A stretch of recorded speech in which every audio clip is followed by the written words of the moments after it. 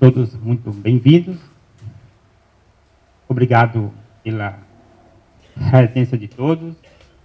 Obrigado pela presença do nosso diretor, professor Juan, nosso vice-diretor, diretor científico, né? Professor Kleber.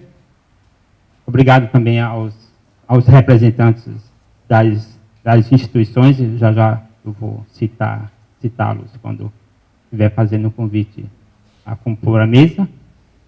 Obrigado também ao professor Luiz Bevilacqua, não só para mim, mas para todo o nosso campus. É uma honra enorme ter o senhor aqui e fazendo essa aula inaugural. A primeira coisa, dentro dessa mensagem de boas-vindas, eu gostaria de dar boas-vindas não só ao UFRJ, mas com a licença da boa-vinda ao LNCC, ao Inmetro e à Fiocruz. Porque no dia de hoje, nós somos todos um só. Somos todos nanobiosistema. Em primeiro lugar, eu gostaria também de agradecer aos membros da comissão de pós-graduação, que há vários anos vem conosco nesse desafio, né? O professor Karim Damush, a professora Andréa Ferreira, a Camila Magalhães, o Juan e o professor Herbert. Gostaria de tomar licença para fazer um agradecimento especial ao professor Herbert, que na época da nossa proposta, ele era o nosso representante no CPEG e teve uma participação fundamental nos momentos mais difíceis, enquanto a gente decidia o que fazer, o professor Herbert fazia sem correr risco de errar. Eu mesmo aprendi muito com o professor Herbert. Só tem mais um detalhe para falar, que é muito importante que todas essas instituições estejam aqui, porque nós estamos em Caxias, nós estamos na Baixada Fluminense. Quando eu era criança, eu nasci numa cidade chamada Caxias também, né? Eu sempre ouvia falar da violência na Baixada Fluminense. E estar com esse campus aqui mostra que a sociedade e a universidade é que pode mudar o nosso país.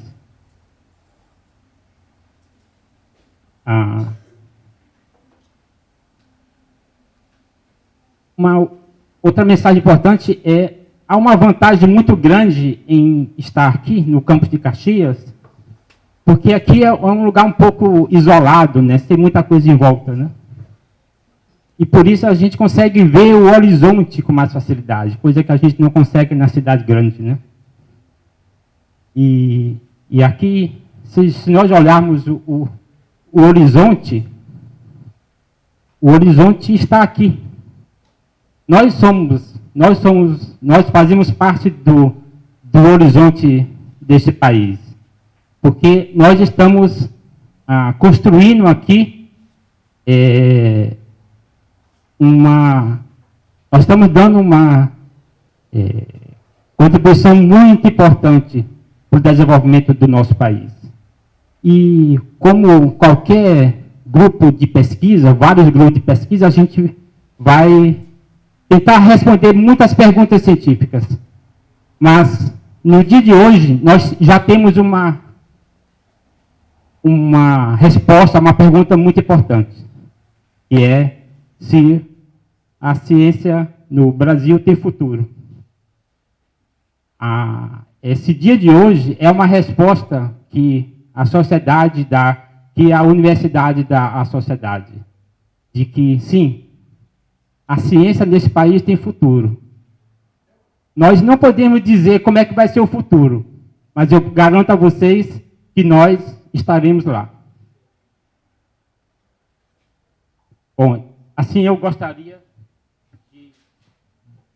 de compor convidando o nosso excelentíssimo diretor,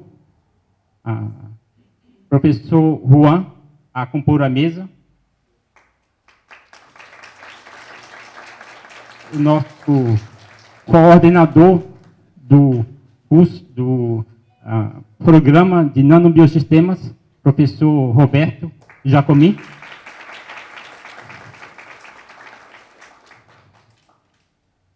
Gostaria de convidar também a vice-coordenadora do curso, do programa, a professora Gisele Holanda.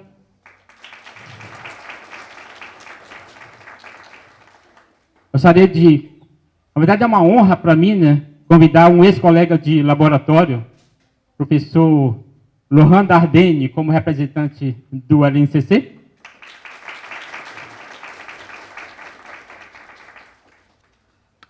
Convidar também o representante do Inmetro, né, que tem suas raízes na UFRJ, professor Carlos Jachete, por favor.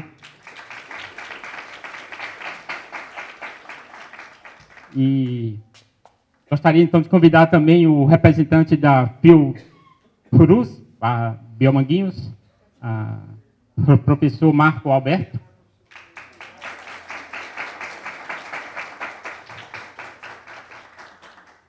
E, finalmente, minha grande honra de convidar a compor a mesa o excelentíssimo professor Luiz Bevilacqua.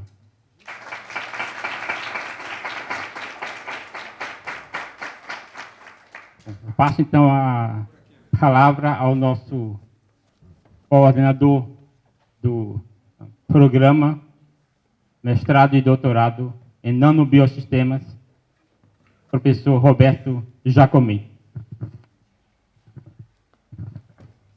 Obrigado, boa tarde a todos. Boa tarde a todos por estar aqui. Bom, obrigado por estar aqui. Muito obrigado, Francisco. Devo agradecer primeiro, como a primeira pessoa, Francisco, professor Francisco e professor Herbert também, que participaram ativamente, foram na frente da submissão da proposta, né, na época. Já faz mais ou menos 3 anos, a gente trabalhou junto, trabalhou com muita dedicação. Então, se a gente está aqui também, muito devemos a eles, né? Articularam com as outras instituições esse apoio. Gostaria de agradecer à reitoria da UFRJ e à PR2 pelo apoio. Nossa proposta foi aceita pela unanimidade no CEPEG. Então, isso é muito importante. Agradeço ao professor, de novo, o professor Luiz Bevilacqua, por ter aceito o nosso convite, com nossa honra de recebê-lo aqui.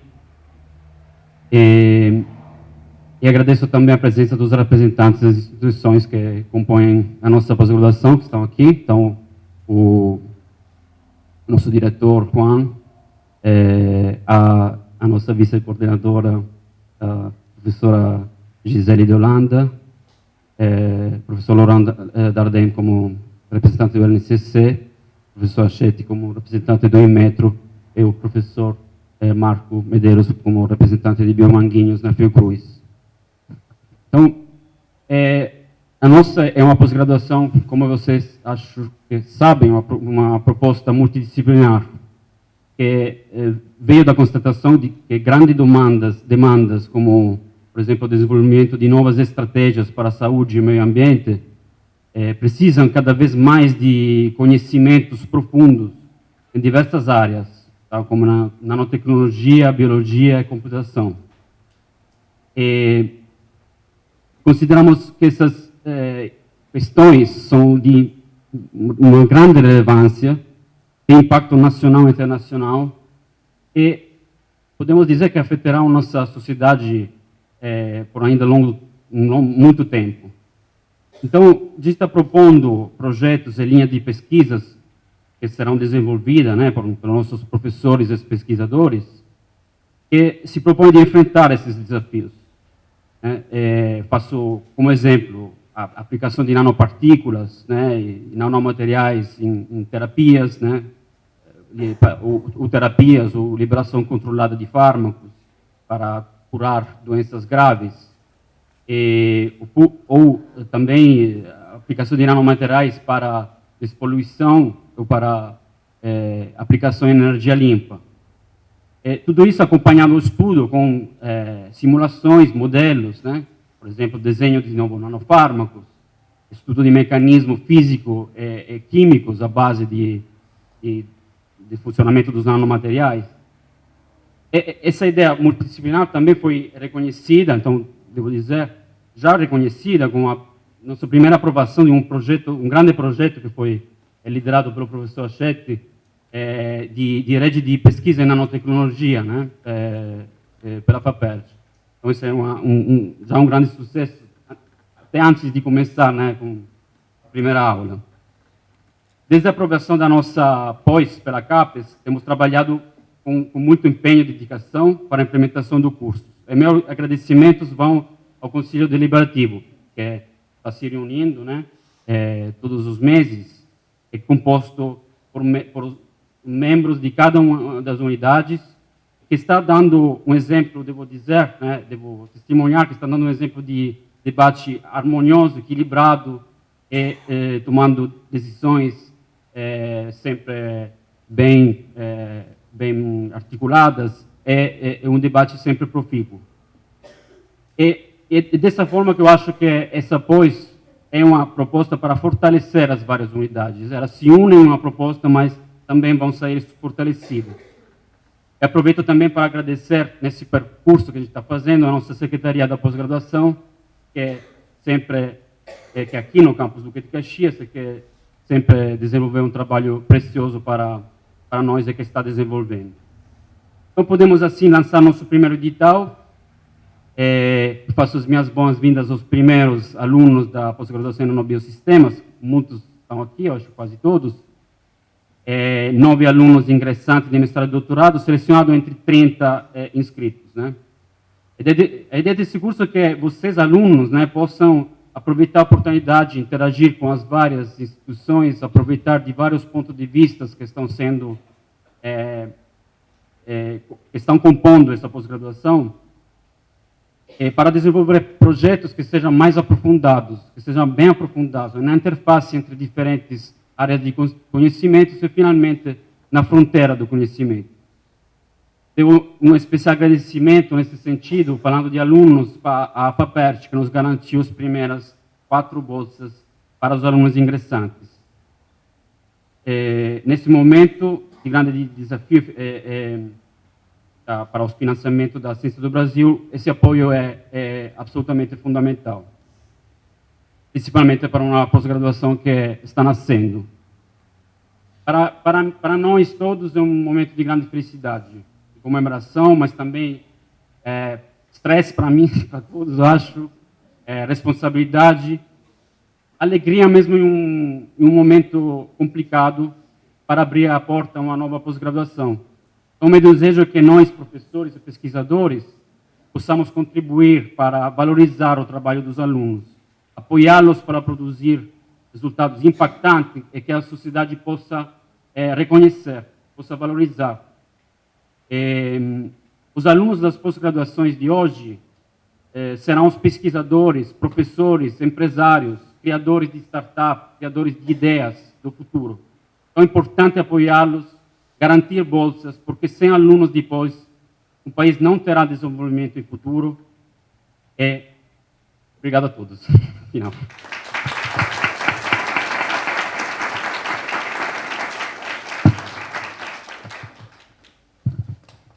Eu posso passar a palavra ao diretor. Mais ou menos vamos seguir essa, ok? A ordem. Claro. O diretor Juan. Boa tarde.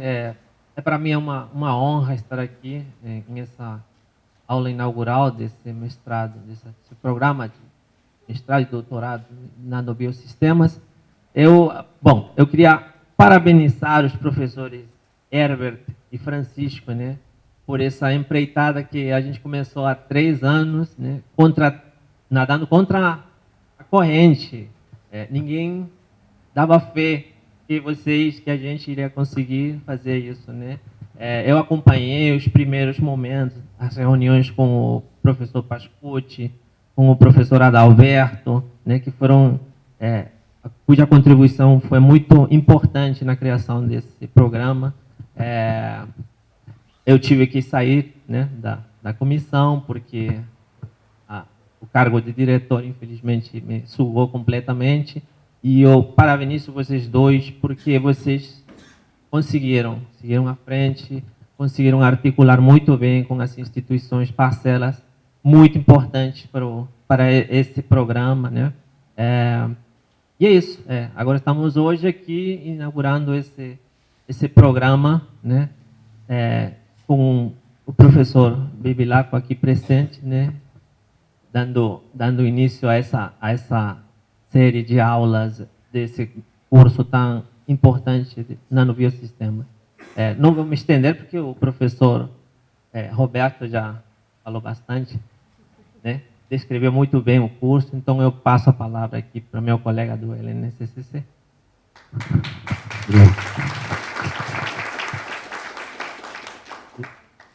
Em nome do LNCC, eu estou representando o diretor Augusto Gadelha, que infelizmente foi chamado para uma reunião na Embrap, nessa época de vacas magras, né? Você é chamado para uma reunião na Embrap sobre inovação, você tem que ir. Então ele pediu para eu representar o LNCC, mas ele gostaria muito de estar aqui, porque o LNCC considera essa pós uma pós estratégica para o LNCC. A gente já tem uma pós multidisciplinar em modelagem computacional, nível 6, na CAPES. Depois eu vou comentar um pouquinho sobre o Bevilacqua, a atuação dele nessa pós, né? Mas essa pós que foi criada aqui em Nanobiosistemas, ela tem algumas características que são muito importantes, na minha opinião. Você está juntando várias instituições que são diferentes, mas são instituições top nas suas áreas, com visões diferentes sobre como atacar cientificamente esses problemas nos biosistemas. Então, você vai juntar a gente, como o pessoal do Inmetro, com toda uma parte experimental, ou o pessoal da Fiocruz de Biomanguinhos também, o pessoal de fármacos da UFRJ, o pessoal da modelagem aqui do Duque de Caxias, né? E o pessoal da modelagem e biologia computacional e bioinformática do LNCC, atuando juntos. Então, eu acho que é uma pós ousada, ela é ambiciosa, e, por ser ambiciosa, ela permite que a gente possa olhar lá em cima, e eu acho que, por exemplo, não há nada melhor para o modelador, falando com o modelador teórico, do que você poder olhar para o pessoal do Inmetro, o pessoal de Biomanguinhos, ou o pessoal lá da farmácia, e falar, opa, aquele pessoal é capaz de realizar meus sonhos, as minhas modelagens, e a gente talvez trabalhar em problemas, de uma maneira que possa chegar a resultados mais significativos. Então, eu acho que essa pós, ela pode chegar a resultados extremamente relevantes cientificamente, e eu acho que é uma aposta que vale a pena fazer. E, nesse sentido, olhando, o Francisco falou em futuro, né? Mas vamos olhar para o passado para ver como o futuro de hoje. Então, lá no passado, o professor Bevilacqua, que está aqui, a nosso palestrante, ele foi chamado para o LNCC, ele foi para o LNCC justamente para formar a nossa pós em biologia, em modelagem computacional. Foi um dos criadores, o professor Galeão, o professor Abimael, o professor Raul Feijó, né? Da nossa pós multidisciplinar. E, na época, ela era muito criticada internamente. Uma das críticas que se fazia é aonde nossos alunos vão trabalhar. Eles não são nem da computação, eles não vão ser engenheiros, eles vão ser o quê? Eles vão trabalhar onde? Hoje, todos os alunos que foram formados pelo INCC estão empregados. Então, o futuro mostrando que aquela preocupação, o próprio futuro tratou de resolvê-la, né?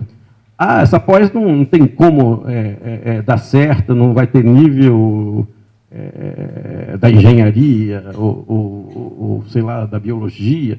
O que ela vai ser? Hoje, a pós, ela já recebeu vários prêmios de melhores teses de doutorado, de mestrado multidisciplinar, quase ganhou uma melhor tese de doutorado a nível nacional de todas as áreas, bateu na trave essa vez passada, e ela é um sucesso. Inclusive, as pessoas que criticavam a pós-graduação no LNCC, elas cresceram cientificamente graças à pós do LNCC, e hoje nenhuma delas mais critica a pós do LNCC. Elas ficaram muito felizes, porque a pós permitiu que elas crescessem e a própria instituição cresceu. Então, nesse sentido, o LNCC Só que eu digo a outra coisa, que o professor Bevilacqua indiretamente, porque quando eu cheguei na LCC em 2001, quem comprou meu passe foi o professor Bevilacqua. E hoje eu fui uma das pessoas, junto com o pessoal, a Luciane que está ali, o pessoal da informática, a gente ajudou a formar essa pós aqui. Então, o professor Bevilacqua, indiretamente, é o cara que perturbou o sistema e que acabou dando aqui. E ele vai ser, por coincidência, um dos palestrantes aqui do... Então, essa é a mensagem. Sempre vale a pena você perturbar o sistema de maneira construtiva, né? Porque você nunca sabe onde vai dar, né? Você pode ser que daqui a 20 anos chegue lá dando palestras de alguma coisa, aluno que a gente formou e tudo isso. E só para dar uma boa notícia, então a LCC põe à disposição da pós essas instalações. A gente tem o supercomputador Santos Dumont, que hoje é 1.1 petaflops. E uma boa notícia é que agora em outubro ele vai ser expandido para 5 petaflops com dinheiro da Petrobras. Então, na atual conjuntura, é super importante, né? Então, os projetos standard são de fluxo contínuo, então qualquer aluno da pós-graduação, com seus processadores que exigirem um poder de computação considerável, pode submeter o projeto Santos Dumont. E terminar a minha falação dizendo que nada mais poderoso do que uma boa ideia cujo tempo chegou. Essa é uma frase fantástica. E se você olhar para essa pós, como a interdisciplinaridade, ela é interdisciplinar, ela é multidisciplinar, e você está indo na nanobiossistemas, que é uma área, e você está juntando a parte teoria com a parte experimental. Então, é uma ideia extremamente poderosa. Em muitos momentos, as pessoas criticavam lá no NCC a parte da interdisciplinaridade. Eu falava, gente, não se preocupa não, a ideia é muito poderosa para dar errado.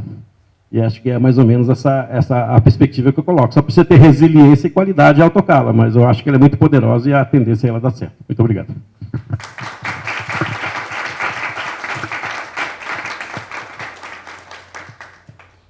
Bom, boa tarde a todos. Eu sou a representante aqui dos professores que vêm do grupo da farmácia, que também é o UFRJ, mas é o UFRJ Fundão. E eu gostaria de agradecer em nome dos professores após, que nós fizemos o projeto e fazemos parte. O grupo da farmácia tem uma peculiaridade, porque no Fundão tem vários programas de pós-graduação que são excelência. E por algum motivo todos nós colaborávamos, mas a gente nunca fez parte completamente de nenhuma pós. A gente era sempre os que estavam fora da caixa. Por algum motivo a gente nunca se encaixava completamente. E aí foi preciso uma pós dessa qualidade, interdisciplinar, para a gente dizer, então é aqui o nosso lugar. E nós somos um grupo que vem do Fundão, né, que sai dos muros da Ilha do Fundão, com muito prazer, para vir para a Baixada Fluminense, para trabalhar com outros diferentes, principalmente porque a gente acredita que o diferente é que faz a diferença. E no momento que a gente está num país com uma energia estranha, eu diria, é importante dizer para o universo que nós estamos aqui e a gente vai ficar. E se alguém quiser nos destruir, eles vão tentar, mas a gente vai ficar. Então, se estão tentando fazer uma seleção natural, seremos nós. Né? Seremos nós, os fora da caixa e os diferentes que vamos ficar aqui. Então, eu agradeço os alunos, né, da primeira turma que tiveram a ousadia de fazer parte e de passar na seleção. E assim, vocês certamente serão a nossa história. E a gente dedica a vocês todo o nosso trabalho dos últimos anos, que já fazem alguns anos que nós estamos aqui. Tá? Muito obrigado. Sejam bem-vindos e eu me sinto muito bem-vinda. Obrigado por nos receber também.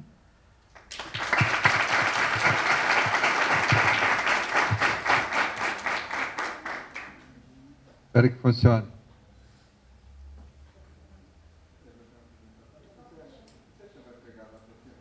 Fica alto, não é alto. Hã?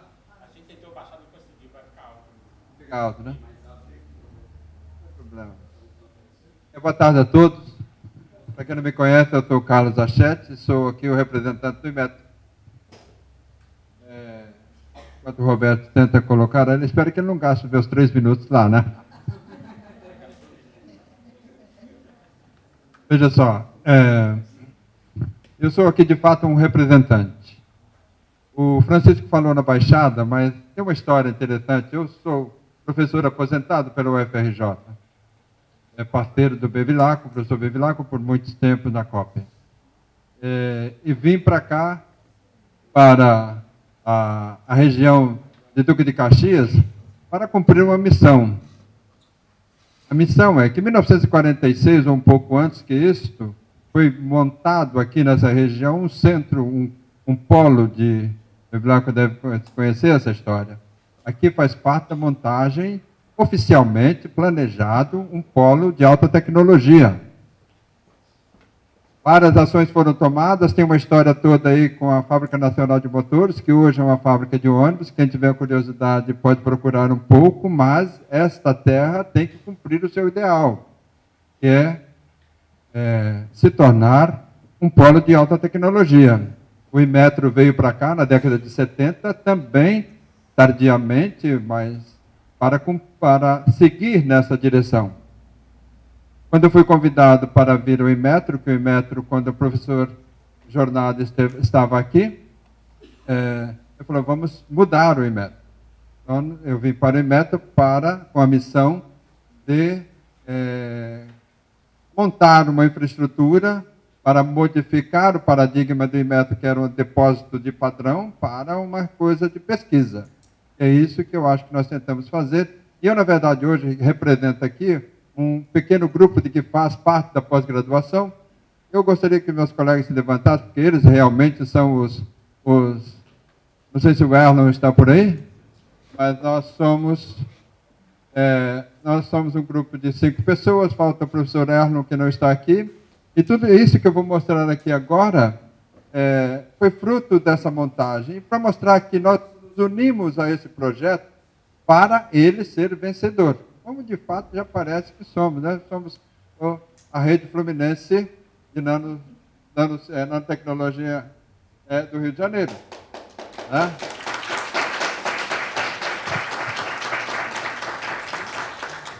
Eu gostaria de chamar a atenção que, para quem não sabe, ou nunca esteve, a maioria eu acho que já conhece, mas o Inmetro está aqui. Falta aqui um apontador, né? Mas já está no Google Maps. Se você pegar uma bicicleta em 20 minutos, seguindo o caminho oficial e normal, você estará no Inmetro.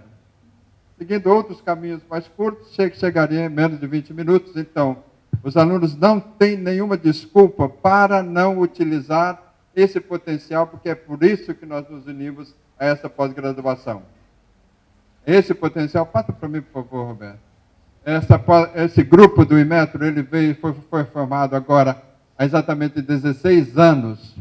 Né? Então, você vê que ele tem um número de publicações já relativamente alto para o número de pesquisadores que ali trabalham, vai pelo menos com sucesso, eu diria, e desses jovens que estão aqui trabalhando. São publicações que estão em torno já de umas centenas delas, e o número de citações já chega a 8.000 citações, praticamente a 8.000 citações, onde temos 35 países que estão citando os trabalhos aqui feitos, com 319 diferentes organizações do mundo todo. Isso é significante. Eu falo agora para os alunos. Vocês estão tendo a possibilidade e a audácia de entrar num grupo que tem vontade de participar com sucesso com vocês. Qual é o potencial? Eu não ia ficar aqui fazendo mostrando a série de equipamentos que nós temos lá. É o próximo para o Roberto, por favor, mas vou mostrar alguns. Né? Como esse equipamento que está lá à esquerda, que é um microscópio de transmissão, o famoso Titan, há 10 anos atrás, ele era o 60, no microscópio de número 60 no mundo, mais avançado no mundo. Nós já estivemos perto de alcançar o topo como país. E esses são frutos dos trabalhos que esse microscópio tem desenvolvido sob o comando do Braulio Arcanjo, do professor Braulio, em conjunto com o Tiago, né? Em colaboração com vários outros, mas você vê que são vários trabalhos. Trabalho em terra preta, trabalho em óxido de cobre, nanopartículas, nanotubos, vários tipos de materiais, sempre publicando nas revistas de mais alto grau, como ATS, Nano e assim por diante. Todo esse grupo está empenhado, aí envolve Joyce, Ellen, todo o grupo que está aqui, está empenhado no trabalho não só básico e fundamental, mas também fazer isso valer para o trabalho aplicado. Então, esses são exemplos de que nós temos trabalhado com várias empresas, Petrobras, Petróleos Portugueses, Valorec, Galp, e assim por diante. Então, aqui são apenas só fotografia para mostrar que a gente está bem na foto. Né? Eu espero que vocês utilizem isso com a maior competência possível. Por favor. Né? Esse aí. Óbvio que esse é o outro tripé. Nós trabalhamos no Inmetro com os três, né? Nos três vertentes, que é serviço, metrologia e pesquisa. Já falei do serviço, eu falei da pesquisa. Essa é a parte metrológica que nós trabalhamos. O IPM é o órgão máximo mundial da metrologia no mundo. Isso é um interlaboratorial do qual nós participamos e trata de desenvolver técnicas, procedimentos e padrões para a nanometrologia. E aí é que nós estamos utilizando, por exemplo, o microscópio, o Titan, para medir um filme de 2 nanômetros que está ali de óxido de hafnio, isso em comparação com laboratórios do Japão, da Coreia, dos Estados Unidos e do mundo todo. E aí nós estamos muito bem colocados. Obviamente que tivemos naquela época, e temos hoje, equipamentos bem instalados, gente capaz, cabeça para trabalhar, e trabalhando não somente na superfície do conhecimento, mas com profundidade. Gente que entende também do equipamento que está fazendo. E por último, né, aí temos várias outras aplicações, que é na microscopia, e que entra, acho que vem na próximo slide, que eu já... clica em cima ali. Né? Esse é um trabalho... isso é criação, fruto sobre a liderança do Tiago, que está aqui, em colaboração com o Braulio e com todos os outros.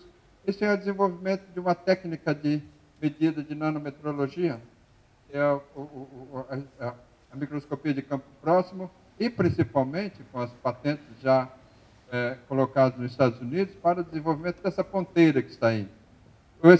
Esse quadro da figura bonitinha que está, das figuras bonitas que estão embaixo, isso aí envolve uma série de cálculos e de modelamentos e medidas na área de plasmônica para o desenvolvimento daquelas ponteiras que são produzidas no laboratório.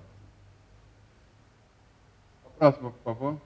Então, eu acho que a gente está mais ou menos aí. O Inmetro tem que servir dessa engrenagem que faz as outras funcionar, né? E espero que agora entre mais, nós estamos ali na educação e que vocês façam parte dessa engrenagem. Muito obrigado.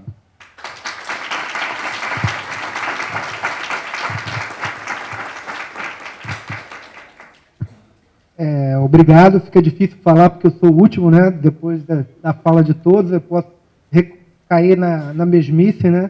Eu gostaria de agradecer a comissão, né? E o convite a representar Biomanguinhos. Estou representando aqui o Dr. Maurício Zuma, diretor de Biomanguinhos, ao Dr. Sotires Mirabilis, que é docente do programa, ele é o vice-diretor de desenvolvimento tecnológico. Se vocês não conhecem, Biomanguinhos é um dos institutos da Fiocruz, da Fundação Oswaldo Cruz, dedicado principalmente à área de produção. Mas não só produção nós temos lá. Então, Biomanguinhos, todo mundo conhece como Biomanguinhos, mas é o Instituto de Tecnologia e Produção Imunobiológica. Vou falar um pouquinho de Biomanguinhos para entrar no contexto. Biomanguinhos hoje é a 20ª empresa em termos de farmacêutica, em termos de faturamento no Brasil. É uma empresa pública, ela não é empresa, é um instituto público de produção de imunobiológico. Hoje nós produzimos no nosso portfólio 10 vacinas, em 5 anos nós entregamos para a saúde pública 503 milhões de doses. Produzimos biofármacos, onde nós entregamos 41 milhões de frascos de biofármacos. Exemplo, eritropoetina, beta-interferona, entre outros. E temos no nosso portfólio 19 reagentes para diagnóstico, entrega 31 milhões. de reações nesses 5 anos. Então, a gente tem uma força de trabalho de 1.700 pessoas e sempre procurando absorver mais gente. Então, isso também é um dos motivos que a gente se aproximou na formação de pessoas, que a gente possa depois ter esses egressos da pós conosco, né? E eu acho que essa aproximação à pós-graduação, a academia, né, que é o UFRJ, o IMETRO, o Laboratório Nacional de Ciência, ela visa ser complementar nosso instituto, né? Porque ele não só na área biológica, mas e também, como todos falaram, a multidisciplinaridade ela enriquece. A gente tem diferentes áreas, a gente precisa de conhecimentos de física, conhecimentos de matemática, de modelagem dos colegas, né? E que isso que nos levou, a apoiar e abraçar esse projeto. Então, quero parabenizar a essa turma que abraçou e se arriscou a entrar no nosso programa e motivar aos presentes, quem tem interesse, e que sejam os nossos próximos alunos. Por quê? Que um dia, né, dependendo da formação de vocês, a gente venha trabalhar conosco lá em Bilmanguinho. Porque, como eu falei, a gente tem uma força de trabalho muito grande, a gente tem projetos para ser agregado, embora mesmo dentro do momento que o país passa, a gente ainda vem conseguindo, com dificuldade, crescer. Então, eu acho que eu dou parabéns a esse programa, aos nossos colegas que idealizaram isso lá atrás. Eu participei de um pouquinho mais à frente, né, quando o Herbert, o Francisco, eles vieram começar a conversar conosco, e eu tenho falado isso para o nosso diretor, quanto é importante isso, entendeu? Porque isso vai trazer frutos lá na frente. E não só em termos de desenvolvimento tecnológico, como eu falei, nós não só vivemos de produção, a gente tem, dentro do nosso portfólio, a gente tem vários projetos de desenvolvimento tecnológico voltados a desenvolvimento de produtos. Então, a gente precisa ter essa complementariedade dos colegas com formações diferentes, né, para não cair na mesmice. Eu agradeço a todos e vou ficando por aqui. Então, parabéns a todos, tá? E vamos aguardar aqui a fala brilhante do professor Bilac, né?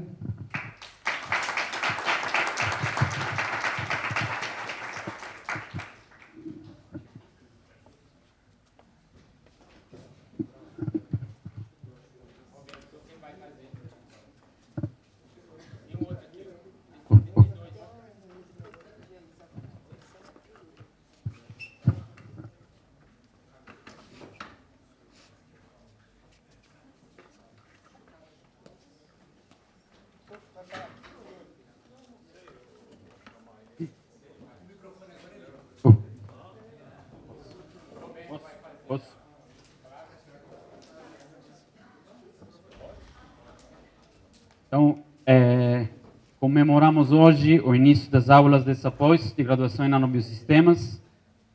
E temos a honra de contar com a presença do professor Luiz Bevilacqua, professor emérito da COP UFRJ desde 2008, comendador da Ordem do Rio Branco, da Ordem Nacional do Mérito Científico e Grand Cruz da Ordem Nacional do Mérito Científico.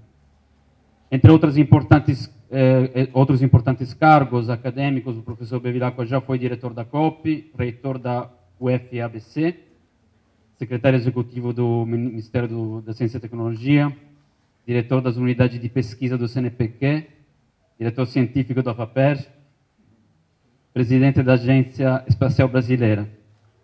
Tive que cortar alguma coisa, é muitos cargos, é muita honra, né?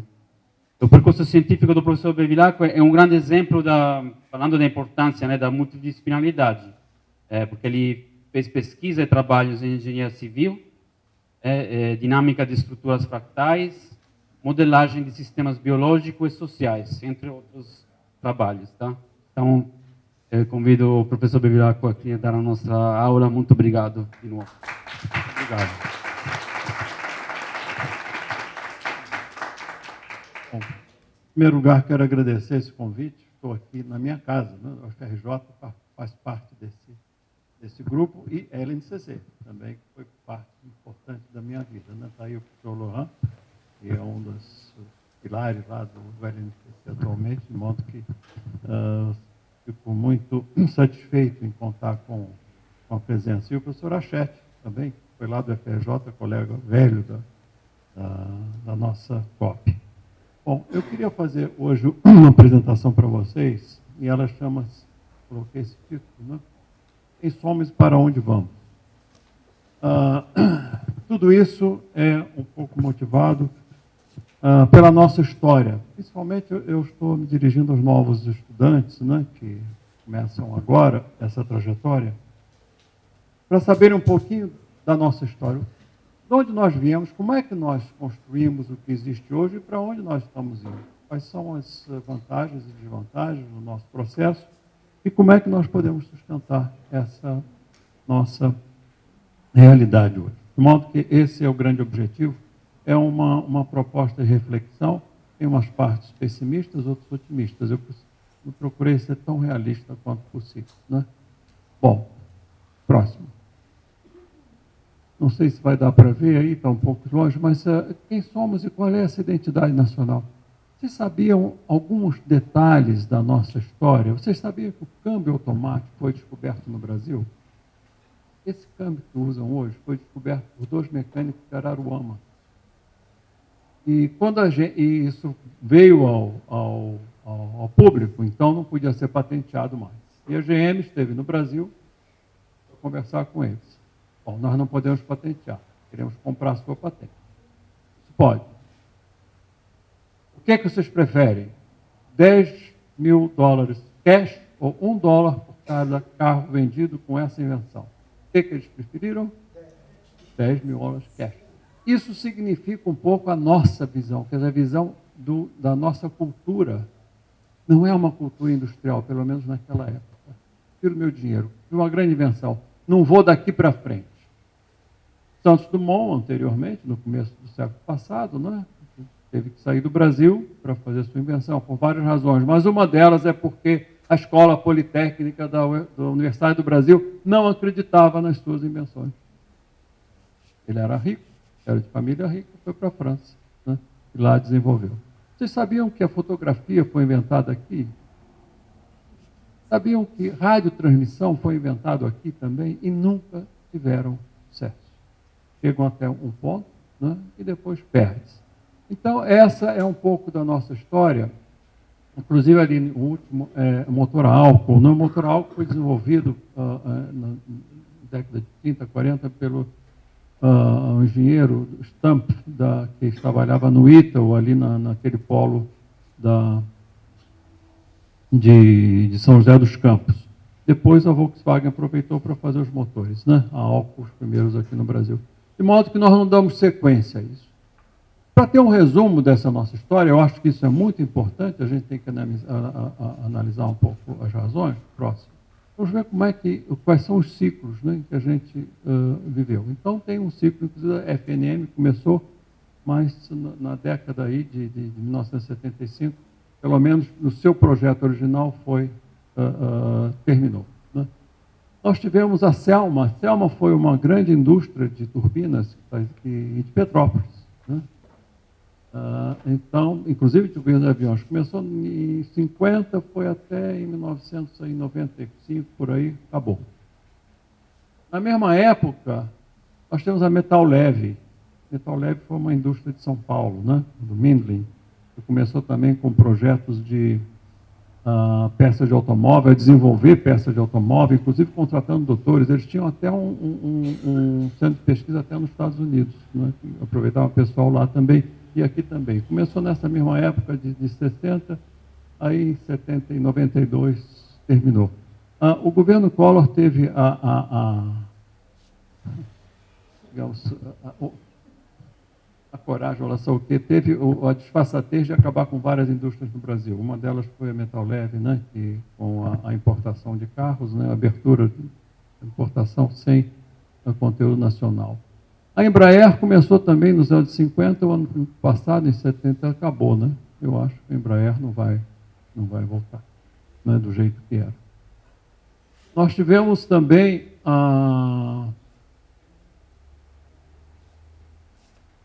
essa indústria de carne, a JBS, né, que era uma importantíssima, né, de produção e exportação de carne. Começou e acabou.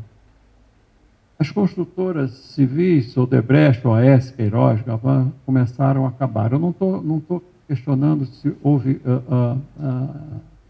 corrupção ou não. Se houve corrupção, prenda os corruptos, não acabem com as empresas. Né? A Promon, com que eu trabalhei por um tempo, também começou, acabou 3 anos atrás. No Rio fechou o escritório, em São Paulo estão pequenas coisas. A Petrobras está aí, não é sempre discutido, né? Começa, acaba, mas está aí na dúvida, próximo. E as universidades, está ali aquele azulzinho, começaram, isso eu quero falar um pouco mais, eu botei ali, não, começaram aí na década de 60. Eu quero falar um pouquinho, por que eu estou colocando 1960? Porque até 1960, as nossas universidades eram escolas técnicas. Eu fiz o meu curso de engenharia em 55, também em 59. Eu tive um professor de tempo integral de matemática, Maurício Matos Peixoto, que era do INPA, que estava começando. O resto, todos eram grandes professores. Eu tive um grande curso de engenharia, grandes profissionais, mas não era universidade. Não havia pesquisa. Em 1964, 65, né, começou-se uma pós-graduação na COP, a criação da COP, na UFRJ, Engenharia Química, e daí prosseguiu, espalhou-se pelo Brasil inteiro. E essa época eu coloquei como o começo das nossas universidades que integram o avanço do conhecimento. De modo que aí começou, de fato, né, uma atividade que era singular. Eu não tive isso no meu curso. Né? Meu curso foi muito bom, como eu disse, profissional, mas não tive nada que estimulasse a pesquisa. Os meus professores das áreas de engenharia diziam, se você quer saber o que está acontecendo no mundo, leia as revistas de engenharia que se publicam na Europa e nos Estados Unidos. Aí você vai estar acompanhando. É assim que a gente faz aqui. Bom, então, eu mostro esse ciclo porque isso tem que ser estudado com mais detalhe. Eu não sou especialista nisso, mas eu acho que as pessoas, o pessoal que trabalha no setor industrial, administração, produção, nas áreas sociais, inclusive história, precisam ver o porquê que isso está acontecendo. Como é que isso se encaixa na conjuntura internacional, inclusive, e depois, no final, nós vamos fazer algum comentário sobre o próximo. Bom, e finalmente, no começo desse século, 2000 e pouco, foi inventada a luz engarrafada. Vocês já ouviram falar nisso? Quem já ouviu falar em luz engarrafada? Tem algumas pessoas. Né? Foi um mecânico de Uberlândia.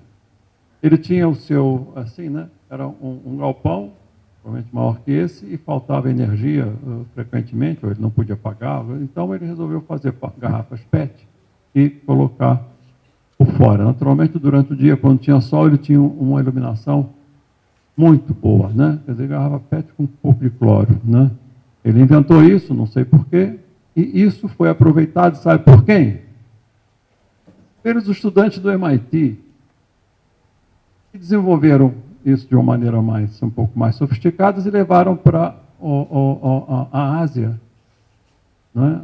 Em regiões muito pobres, e tiveram muito sucesso na implantação dessa iluminação que custa zero, né? Em várias populações da Ásia. Podiam ter sido os nossos estudantes, não podiam? Por que não foram? Então, são questões que eu acho que a gente não pode deixar passar em branco. A gente tem que parar e pensar por quê. Então, vamos explorar isso um pouquinho adiante. Bom, então a luz engarrafada é uma invenção muito simples e muito bem sucedida. Próximo. Complementando um pouco, Petrobras, né, que teve um sucesso enorme. E, na minha opinião, a Petrobras teve um sucesso enorme porque quando começou a exploração em águas profundas, não existia ainda a identificação de petróleo em águas profundas em outros países. Então, era uma novidade. Então, ou nós fazíamos isso, ou ninguém mais fazia. Né? De modo que esse era o grande desafio, e nós fomos capazes de desenvolver. E a Embraer, que desenvolveu esse belíssimo avião de transporte, né, que está hoje em teste, fez um teste, não sei se isso continua. Mas isso são alguns exemplos, próximos, e existem outros. Né? Nós podemos. Outros. Vários outros. Nós conseguimos fazer enriquecimento de urânio. Né? Isso aí não é uma técnica fácil. Existe esse submarino nuclear que está sendo desenvolvido. Né? A Embrapa, né, é um exemplo de sucesso no Brasil. Né? O cultivo da soja no Nordeste foi a partir de pesquisas da professora do Berheimer na Embrapa. Recepta, que é uma empresa de fármaco também bastante bem sucedida. O INPE, que fabrica até um certo ponto, né, alguns satélites para nós. O Sirius, que é um equipamento de física, né, para aceleração de elétrons, né? E a VEG, né? Que é uma empresa bastante bem sucedida, de modo que nós podemos. Então, nós tivemos esses ciclos de indústrias que começaram e terminaram, mas o que nós estamos vendo é que nós podemos, quer dizer, é um país que tem potencial, né? Dadas as condições, né? E dada uma cultura, que seria uma cultura que eu acho que é importante. Por que esses dois mecânicos venderam essa patente? Por que não tiveram estímulo e a coragem de continuar? Então, é esse o quadro principal. E, por outro lado, nós temos gente muito bem-sucedidas. Né? Então, há esses dois lados. Próximo. Então, nós tivemos, agora eu quero só, isso foi um pouco um quadro geral, mas nós tivemos, e isso é que eu quero mostrar aqui, uma extraordinária trajetória vitoriosa em ciência e tecnologia, onde nós estamos aqui. Fato. Vamos lá. Primeiro, do lado esquerdo, estão a crescimento de produção científica no Brasil. Né? Um crescimento extraordinário nos últimos, 20 anos. Do lado direito são citações também, citações em revistas internacionais. Também tivemos um crescimento muito bom. Próximo. Em revistas específicas de interdisciplinaridade, classificadas como interdisciplinares pela Nature, isso foi até de 2015, 2016, o Brasil está em 5º lugar no mundo. Nós começamos há pouco tempo atrás, né, que acho que uns 50 anos atrás, como eu disse, em ciência e tecnologia, etc. Então, nós estamos muito bem qualificados. Isso não se diz, né? O ministro da Educação não costuma levar esses dados hoje, eu não sei porquê, mas esses dados existem e estão feitos fora, né, do Brasil. Próximo.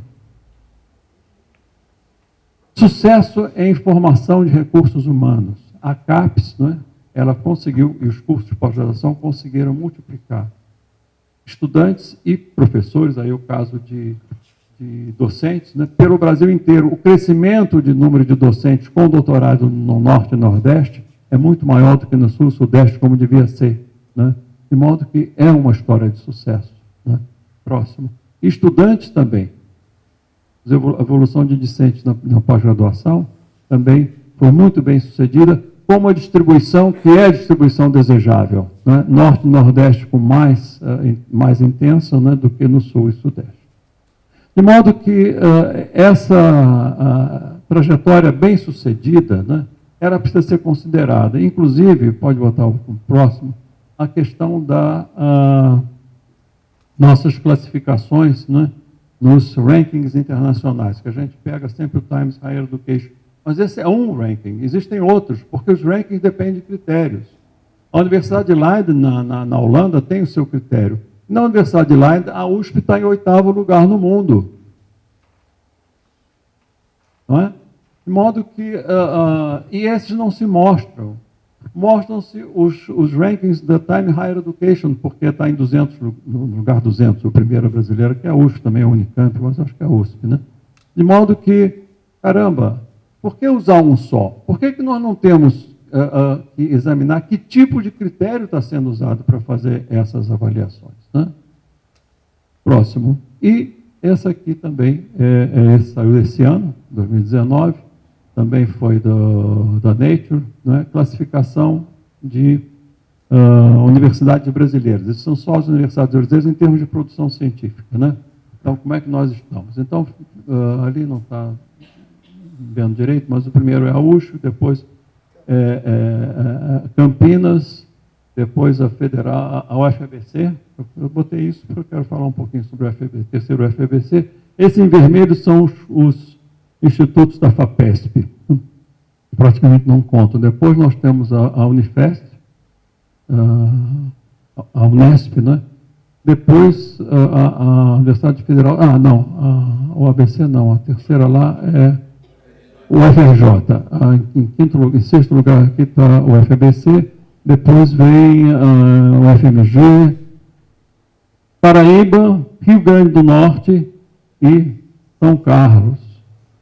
O UFMG também está em sétimo. Mas vocês vejam, Universidade Federal da Paraíba, Universidade Federal do Rio Grande do Norte, estão entre as 10 primeiras em produção científica. Não é Santa Catarina, não é Rio Grande do Sul, não é outras que tem, mas não é da Universidade Federal da Bahia. Por que isso? O que nos faz, o que faz essa diferença? Eu acho que isso nunca foi pensado. Por que o UFABC está ali em sexto lugar?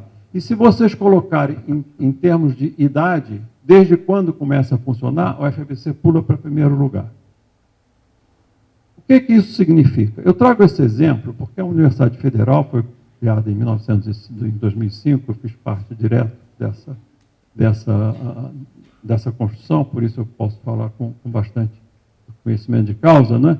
E quero levar essa mensagem para vocês, porque ela foi começada corretamente, porque todos os professores da UFABC, todos os professores, eles vieram de universidades brasileiras, todos, 99%, 90%, vamos botar isso, tem 10% estrangeiros, o que é muito bom também, né? Mas eles vieram de uma formação de nossas universidades, né, com doutorado, né, e mostraram que podem colocar uma universidade que começa do zero, né, em primeiro lugar, relativizando o tempo de existência, no país, em termos de publicação. Então, nós podemos, vocês que são novos estudantes, vão começar, vocês podem. A gente tem que se convencer disso, porque a impressão que eu tenho frequentemente é que a gente não acredita na gente mesmo, e se vocês não acreditarem em vocês mesmos, não tem saída. Então, é extremamente importante ter essa... e a Universidade Federal do ABC tem sido destacada em alguns momentos na imprensa internacional por esse tipo de posição. E ela consegue, em pouco tempo, chegar numa posição relativamente muito boa, né, em termos internacionais. Então, são exemplos muito claros de que nós podemos. Mas, e com relação a outros critérios próximos, nós temos outros critérios também que podem ser usados, né? O Brasil se desempenha bem com relação ao investimento, desempenha bem, sim. Vejam aí. Aqui, nesse eixo horizontal, está o índice H por investimento em ciência e tecnologia, quanto se gasta. Esse índice H eu tomei da Chimago, da Corporation, que é uma das instituições que fazem essa classificação internacional em termos de produção científica. Então, aqui no eixo horizontal, então, a partir dessas 10 primeiras instituições, o Brasil está entre elas. O Brasil está entre elas. A partir dessa 10, eu peguei os dados do Banco Mundial, para dizer, não, isso eu peguei do Brasil, não é dados abertos do Banco Mundial. Então, tem lá esse índice de produção pelo investimento em ciência e tecnologia, e do lado esquerdo, o índice de produção por pesquisador per capita, né? Quando se coloca o pesquisador per capita, é interessante que esses países se alinham, né, praticamente numa reta, em torno de uma reta. E o Brasil está ali, né, aí pelo meio, tá? Entre Índia, França, Brasil. Quem está aqui embaixo são grupos que são menos eficientes, digamos, quer dizer, que têm altíssimos, os Estados Unidos é o que tem maior, altíssimos índices de fator H, mas gastam muito dinheiro e tem muita gente trabalhando, né? Enquanto que lá no extremo, lá em cima, sabe quem é? A Itália. Dentro a Itália é a mais eficiente. Quer dizer que ela consegue, com menos dinheiro, ter mais projeção em pesquisa relativamente do que outros países, né? E o Brasil está ali entre a França, a Índia, né, e a Alemanha, né, que pertence a esse grupo. Próximo. E nesse outro grupo é uma coisa semelhante, né? O que está mais à direita e embaixo seriam aqui índice por pesquisador, mas depois gasto por pesquisador, não é per capita, né? Quer dizer, quando põe per capita, isso uniformiza mais. Mas aí é o número simplesmente do gasto com pesquisador. Então, o lado direito embaixo seria o mais eficiente do mundo, que você produz tudo sem gastar nenhum dinheiro. E o lado esquerdo, no verso superior, é o mais ineficiente, onde você não gasta ou tem praticamente produção nenhuma e gastando muito dinheiro. E, novamente, Japão, Estados Unidos, China, inclusive a Alemanha, são pouco eficientes. Brasil, França e Índia estão numa faixa média e Inglaterra, Canadá e Itália estão como os mais eficientes em termos de produção com pouco dinheiro. Próximo. Bom, então isso com relação à nossa produção científica e à nossa história, que é muito relevante, quer dizer, é muito boa, muito bem sucedida. E o setor industrial? O setor industrial, como um todo, como você, é muito mal sucedido. Nós praticamente não temos indústria. Eu mostrei algumas, né, que estão exceções, mas a grande média das indústrias brasileiras não é muito boa. Então, comparando a Itália com o Brasil, a Itália do lado esquerdo, essas colonias em verde significam patentes utilizadas no próprio país, do próprio país, quer dizer, patentes italianas utilizadas na Itália. Praticamente tudo verdinho. O cor-de-abóbora, o vermelhinho, é o contrário, patentes estrangeiras usadas no país. Ali na Itália também tem, não dá para ver muito dinheiro, muito direito, mas tem algumas patentes, tem que ter, né? Ninguém é independente. Mas no Brasil é o contrário, a gente praticamente só usa patentes estrangeiras no nosso setor industrial. Então, há um descompasso entre o grande sucesso que houve na área de tecnologia, de ciência e tecnologia aplicada, etc., das áreas mais de engenharia e outras, né? Mas, enfim, mas dentro do setor de pesquisa de universidades, teve um sucesso absoluto com a fraqueza da nossa indústria. A nossa indústria não é criativa, no sentido de fixar aqui a nossa própria inventividade. Então, aqueles exemplos lá dos dois mecânicos aqui da Baixada Fluminense, né, da região dos lagos, melhor, eles se repetem no nosso setor industrial. A gente não consegue, talvez invente alguma coisa, mas não se consegue fixar aqui. Então, isso precisa ser resolvido, né? E isso está um pouco fora da nossa área de atuação, mas nós precisamos ser mais exigentes com relação ao setor industrial e ao próprio governo, né, para que isso seja implementado. Tem razões para isso, mas eu acho que fica fora do nosso objetivo hoje. Próximo. Aqui foram investimentos também, que foram feitos em termos de pesquisas no Brasil, quer dizer, houve um grande avanço desde 2009, por aí. Aqui do lado esquerdo são os investimentos, os recursos do MEC, em educação, até 2014, por aí. Em azul, em reais, em vermelho está reduzido a dólar. Aqui, ao contrário, em vermelho é no MCT. No vermelho está em reais e o azul está em dólar. Houve investimentos crescentes nesses últimos anos, de modo que a nossa resposta como universidade, como centro de pesquisa, foi boa. Houve investimento e nós respondemos bem, porque nós estamos muito bem colocados em termos de produção científica no mundo. Né? Próximo. Agora, vamos ver um pouquinho essa questão que tem sido discutida frequentemente, mas o governo não tem que entrar nisso. O governo não paga isso. Nos outros países, né, quem paga é o setor industrial, é falso. Isso aí é só vocês entrarem e os Estados Unidos é sempre levado como um país de exemplo, né, porque, enfim, o setor de produção científica é muito grande, né, é um país muito rico. Mas se vocês pegam ali do lado esquerdo o MIT, né, que não dá para ver aqui, o que eles gastam em pesquisa por ano. Isso vocês conseguem, né? É só entrar no MIT e ver recursos para pesquisa, que são dados abertos.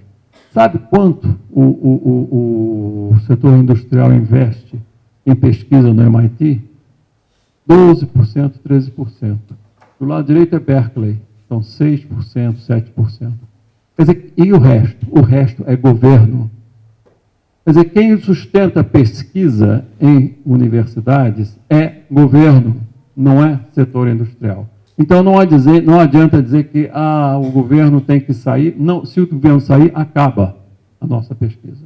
Então, isso é preciso ser divulgado. E, além disso, próximo, tem outra coisa muito mais interessante, talvez alguns de vocês saibam.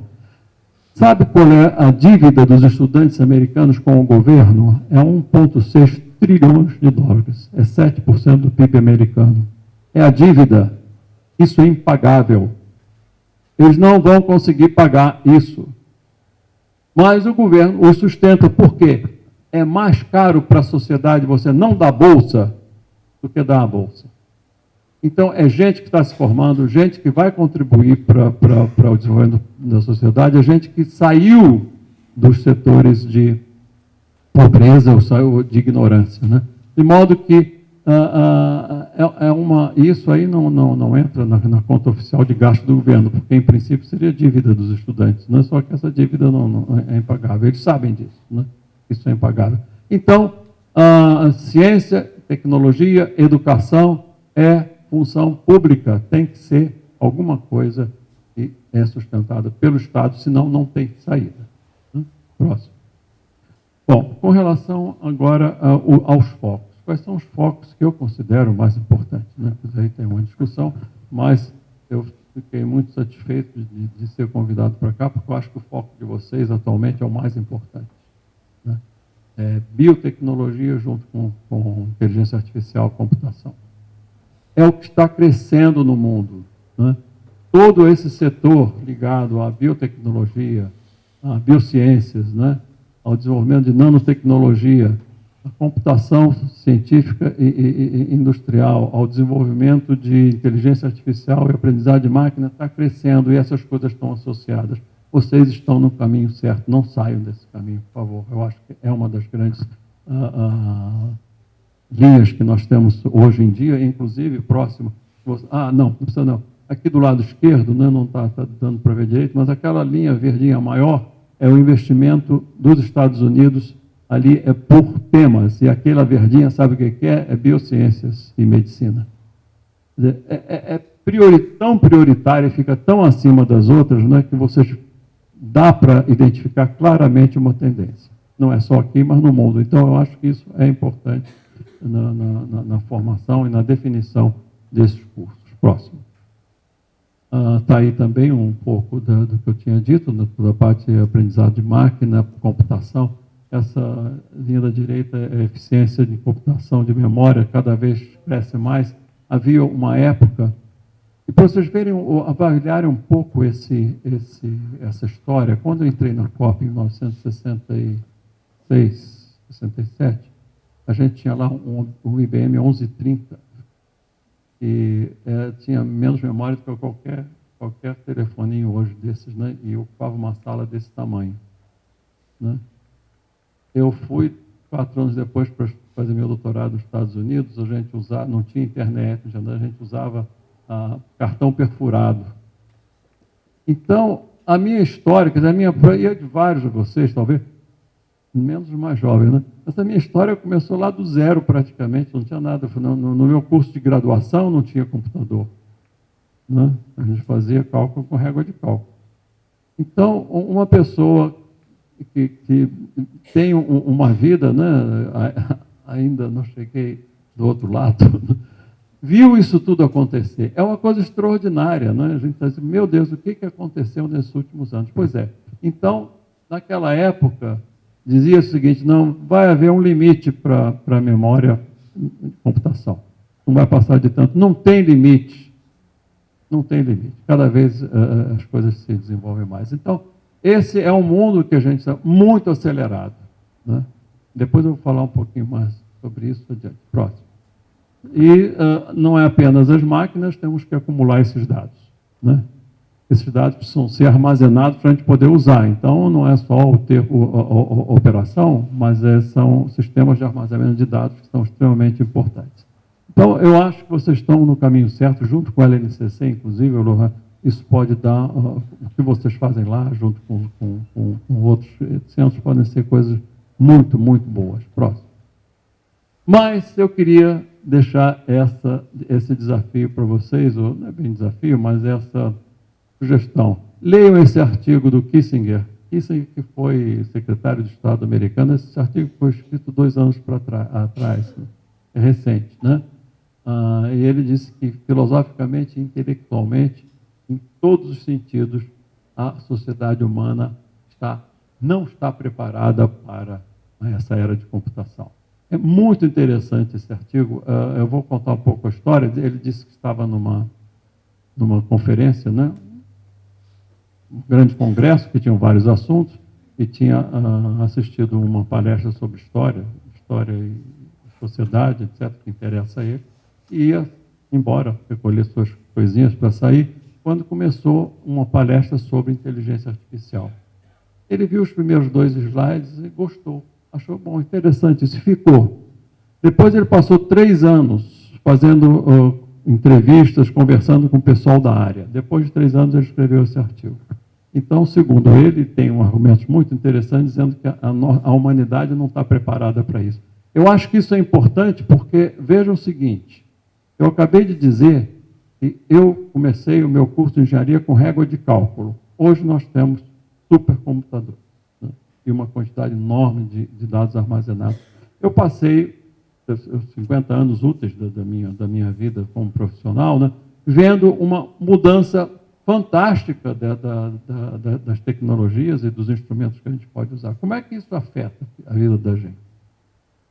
Como é que eu vou me comportar? Como é que é a minha cabeça? Como é que é a cabeça dos jovens hoje, né, com todas essas novas tecnologias que estão aparecendo? De modo que isso é uma coisa bastante importante, a gente tem que pensar também, sabe? Eu acho que sugiro, inclusive, talvez no NCC ou nesse grupo, que se entre em contato com pessoas da área de neurociências, né? Para ver como é que isso está afetando o modo como as pessoas estão pensando, né? E como é que isso afeta depois o próprio comportamento social. Próximo. Bom, e tudo isso também levou a essa vertente interdisciplinar. Afinal de contas, o que é interdisciplinaridade? A gente tem várias definições, mas no final, a interdisciplinaridade significa o seguinte: é o acesso ao conhecimento mais profundo, né? Por que você é interdisciplinar? Porque você quer conhecer mais, né? E você não pode conhecer mais apenas com uma disciplina. De modo que a gente tem que olhar um pouco isso. Às vezes eu tenho a sensação, e isso, podia até contar uma história, mas não temos tempo aqui, quando começaram esses cursos interdisciplinares na CAPES, né, tinham grupos que se reuniam, assim, um arquiteto, um engenheiro, um físico, um químico, um historiador. Vamos ser interdisciplinar. Isso não significa absolutamente nada. Interdisciplinar não é uma coisa artificial, ela acontece. Acontece porque eu preciso. Se vocês querem desenvolver biotecnologia, biociências, né, nanotecnologia, vocês vão precisar de computação, vão precisar de biólogos, vão precisar de pessoal de farmácia, de todas as áreas. É necessário, porque senão não sai nada. Então, a interdisciplinaridade é a concentração de disciplinas para aumentar o conhecimento.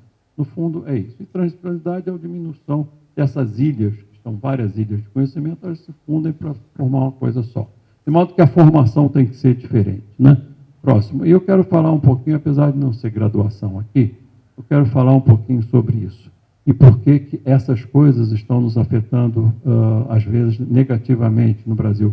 Primeiro, porque tem disciplina demais na graduação. Não precisa tanta disciplina. A universidade não é um lugar onde prioritariamente se ensina, mas onde prioritariamente se aprende, principalmente nos dias de hoje. Então, o que é preciso na educação de graduação, e que vocês estão entrando agora na pós-graduação, tem que cada vez mais se desenvolver e apoiar essa ideia, segundo eu entendo, é o seguinte: o vetor, o coroamento, a coisa mais importante na educação, na universidade, é a independência intelectual. Tem que se formar os estudantes, se vocês de graduação e na pós-graduação também, vocês têm que ser intelectualmente independentes, tem que ter menos aversão ao risco, tem que arriscar mais. É difícil. Ciência precisa de risco. Às vezes dá certo, às vezes dá errado. Mas não pode ser, eu vou fazer uma tese que vai dar esse resultado. Você não sabe. Se você está fazendo isso e sabe do resultado, não é tese, coisa nenhuma. É um trabalho. Pode ser bom até. Então, é preciso que haja essa coragem, né, de enfrentar novos caminhos. É por isso que eu acho que falta na nossa indústria, né, essa coragem de enfrentar novos caminhos, e por isso a gente tem menos patentes, né? Então, eu acho que vocês também podem contribuir, de uma maneira talvez indireta, na formação do pessoal de graduação, né, com essas novas ideias, e quando depois forem, principalmente os estudantes em outras universidades, se dedicarem, alguns pelo menos irão, acabar com esse acúmulo, essa quantidade, que é impossível essa quantidade de créditos. Tem cursos de graduação das engenharias, inclusive, que anunciam 24 créditos por semestre. Né? 24 créditos são o quê? 24 horas por semana. Se você estuda 1 hora para cada hora de aula, são 48. Né? Só 1 hora, às vezes precisa de mais. Né? 48 horas por semana, né? Em 6 dias, são 8 horas por dia de estudo. Ninguém aguenta isso. Ninguém aguenta. De modo que é falso. Não é verdade que isso aconteça de uma maneira eficiente. Próximo. Bom, é a Universidade do Futuro. Fala-se também muito em como é que vai ser essa universidade no futuro. Eu não quero falar aqui muito sobre isso, porque mas quero dar 2 exemplos. Um que é o nosso, aqui no Brasil, a UFABC não tem departamento, né? Só tem centro. E tem uma outra universidade no mundo que eu conheço que também não tem departamento, só tem centro. Foi criado no mesmo ano, 2005, nos Estados Unidos, no sistema da Universidade da Califórnia, em Merced. Também não tem departamento. E, recentemente, esse ano, ou ano passado, em 2018, ano passado, esse decano da Universidade de Bradford, na Inglaterra, disse que o futuro da universidade é não ter mais departamento. Então, vocês vejam o seguinte, essas coisas estão começando a acontecer pelo mundo. Nós temos um exemplo aqui no Brasil. Acontece que a gente não se fala. Eu estou extremamente feliz, o Chete, o Lohan, o Francisco, vocês aqui, o Juan, porque vocês estão formando um grupo que está conversando entre LNCC, Inmetro, FRJ, Fiocruz. Isso é muito bom e isso é singular, porque a USP não conhece o FRJ, o FRJ não conhece o FMG, o FMG não conhece a Bahia, nem a Bahia, Rio Grande do Sul, né? A gente não se fala. Se pedirem para vir aqui, não é, em qualquer universidade nossa, e fazer um convênio com MIT, vão todos correndo. Se vier alguém na feira pedir um convênio com a Universidade Federal do Amazonas, interessa. Então, não vai ter solução. Não é? Se nós não nos reconhecemos, não é, como país, como capazes de interagir entre uns e outros, porque quando você diz que a Universidade A não quer ou não se interessa pela Universidade B, significa, no fundo, dizer, esses caras não fazem nada que me interessa, não têm competência para me dar nada. Então, pronto, então acabou-se. Né? Em compensação, se vem qualquer universidade do resto do mundo, basta estar fora do mundo, né? Fora do país, então já tem uma categoria elevada, só porque está fora. Isso está errado. Né? De modo que nós precisamos rever esse tipo de atitude. Né? Então, aí, no Brasil tem uma, nos Estados Unidos que eu conheço tem outra, e esse inglês está dizendo que o futuro vai ser esse. Né? Então, vamos pelo menos analisar isso. Próximo. Agora, você pode passar, que eu já falei também. Agora, e o que é o mundo globalizado? Agora, existe essa... inclusive, qualquer projeto hoje que se faz, seja para a FAPERJ, MCT, FAPESP, é muito bem-vindo a internacionalização. Né? A capa de todos tem que ser internacionais. Né? Todo mundo. Como é que nós somos vistos?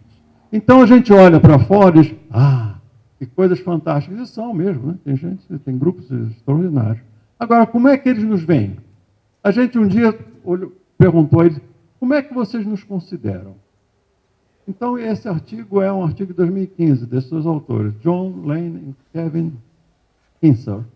O mundo, a universidade é hoje, essa é a pergunta, a universidade é hoje uma nova multinacional? A resposta que eles dão é: a universidade é uma multinacional. Quer dizer, as universidades no mundo em desenvolvido, Europa, Estados Unidos, estão se preparando para o quê? Para serem instituições internacionalizadas. Quer dizer, elas vão para os outros países para poder garantir a sua existência, inclusive porque a educação está ficando muito cara, né?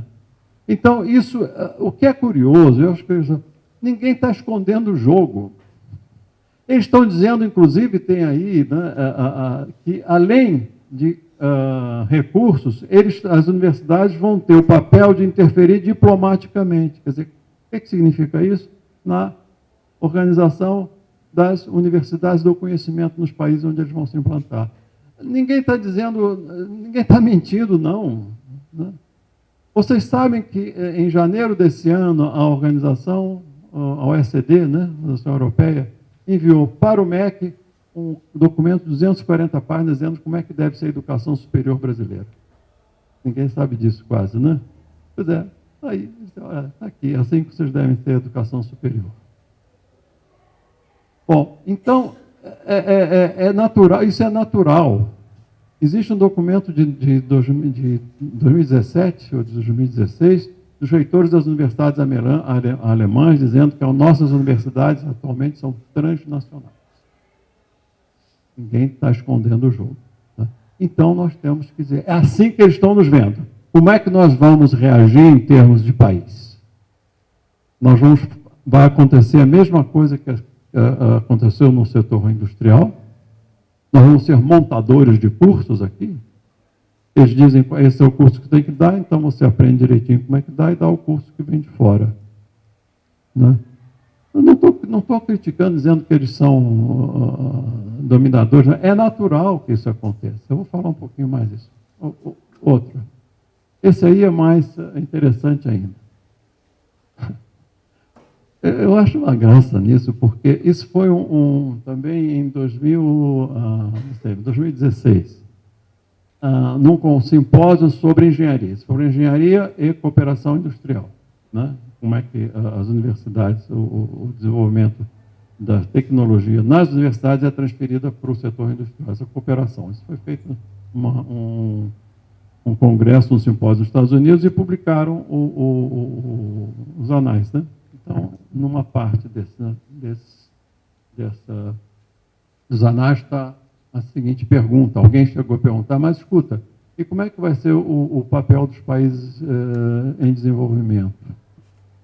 Como é que eles entram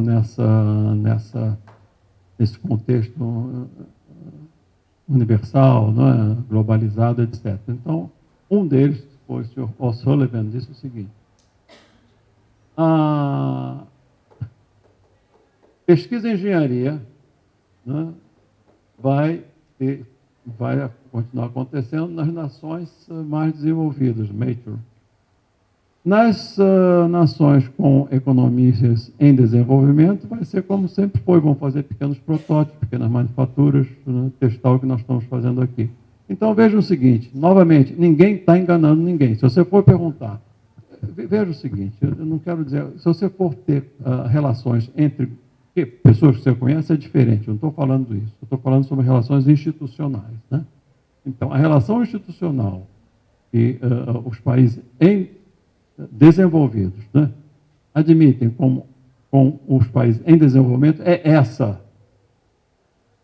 Nós faremos a grande desenvolvimento científico e tecnológico e vocês vão fazer pequenos testes e pequenas manufaturas. É assim que eles pensam. Nós temos que dizer, vocês estão errados. Nós não vamos fazer isso. Nós vamos fazer também a manufatura, nós vamos fazer também ciência aqui, né? Então, é uma atitude que eu acho que é importante. E essa atitude é preciso que se tenha muita coragem, porque nós não podemos ficar dizendo, oh, que maravilha. Nós temos, oh, que maravilha, mas nós podemos também. E foi demonstrado, eu pretendi demonstrar no início de que temos uma história de sucesso nesses últimos 50 anos em ciência e tecnologia. Sucesso muito grande. Foi do zero para estar entre os 10 melhores países do mundo em ciência e tecnologia, em publicações científicas, em citações. Isso não é fácil. Então, nós tivemos esse sucesso. É preciso agora que a indústria acompanhe, que o governo acompanhe e dê apoio ao desenvolvimento industrial também e sustente, né, as universidades como elas estão. Próximo. Então, nós estamos diante desse desafio. Houve a Revolução Industrial, né, no século XVIII e XIX. Nessa Revolução Industrial, nós perdemos o passo, quer dizer, foi tudo transferido para cá. Nós não levamos adiante a nosso próprio desenvolvimento, ao contrário, nos últimos do governo Collor, segundo eu entendo, houve um primeiro grande golpe, né, no sentido de redução da nossa produção, porque eles que nós só produzimos eram atrasados no setor industrial, então abriram-se as fronteiras, começaram a importar tudo, desestimulou a indústria nacional, várias empresas fecharam, como eu já mostrei, né, porque não dá para competir. Não dá, você entra, abre as fronteiras e alguém quer dominar o mercado, põe o preço lá embaixo. Mas é natural, isso aí não tem... É assim, se a gente fosse fazer com outros países, íamos fazer a mesma coisa. Né? O mundo é assim mesmo. Né? Agora começou, há pouco tempo, a revolução cultural. Quer dizer, nós produzimos cultura, eles produzem cultura. Né? Nós produzimos conhecimento, eles produzem conhecimento. Bom, quem tem o poder de transferir a sua cultura, o seu conhecimento para um outro país, né, que tem um mercado enorme, como o Brasil, a América Latina em geral, né, então vai fazer o quê? Transfiro e lá eles importam. Eu estou precisando de dinheiro, estou precisando de ter saída para o meu produto, entre aspas, que é a cultura, não é, que é a ciência. Então, isso é natural que aconteça assim. E a gente tem que considerar esse tipo de atitude. Próximo, esse reitor de Harvard, Charles Eliot, que é irmão até do escritor, do poeta, ele foi reitor de Harvard por 30 anos. É uma coisa singular, foi 30 anos como reitor. E ele passou a época dessa revolução industrial. E ele passeou, ele, não sei se estudou, mas ele visitou a Europa durante um ano e pouco, várias universidades. E ele voltou para os Estados Unidos com uma tristeza enorme, como está escrito aí. Ele diz o seguinte: é lamentável eu ver que aqui no nosso país, né, a gente está importando produtos franceses. Não sei porque ele fala da França, eu pensei que fosse Inglaterra, mas foi da França, produtos franceses. E lá, ele esteve algum tempo na França, né? A indústria é espetacular, as pessoas fazem produtos fantásticos, e aqui a gente fica olhando, querendo copiar isso. Não podemos, as universidades têm que reagir, nós temos que fazer o nosso próprio produto.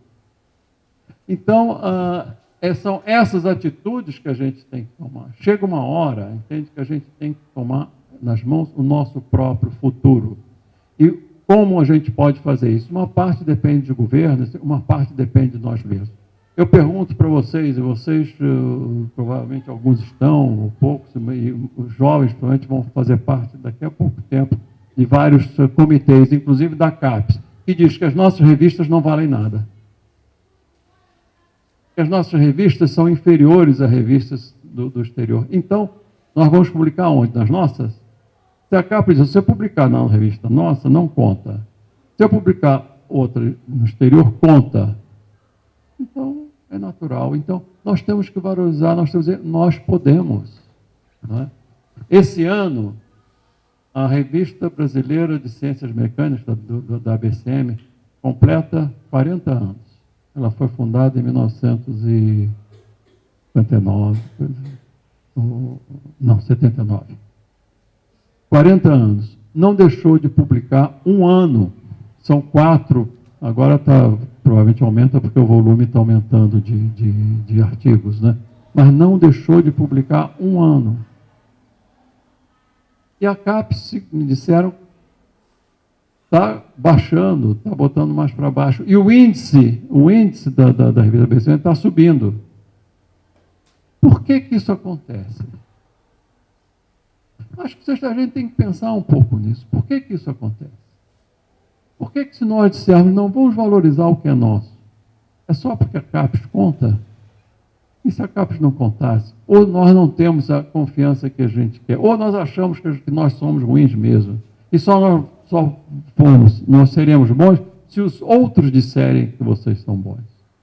Tem uma história do Villa-Lobos, né, quando ele era jovem, um grande compositor mundial, né? E ele queria imitar o Ravel e Debussy.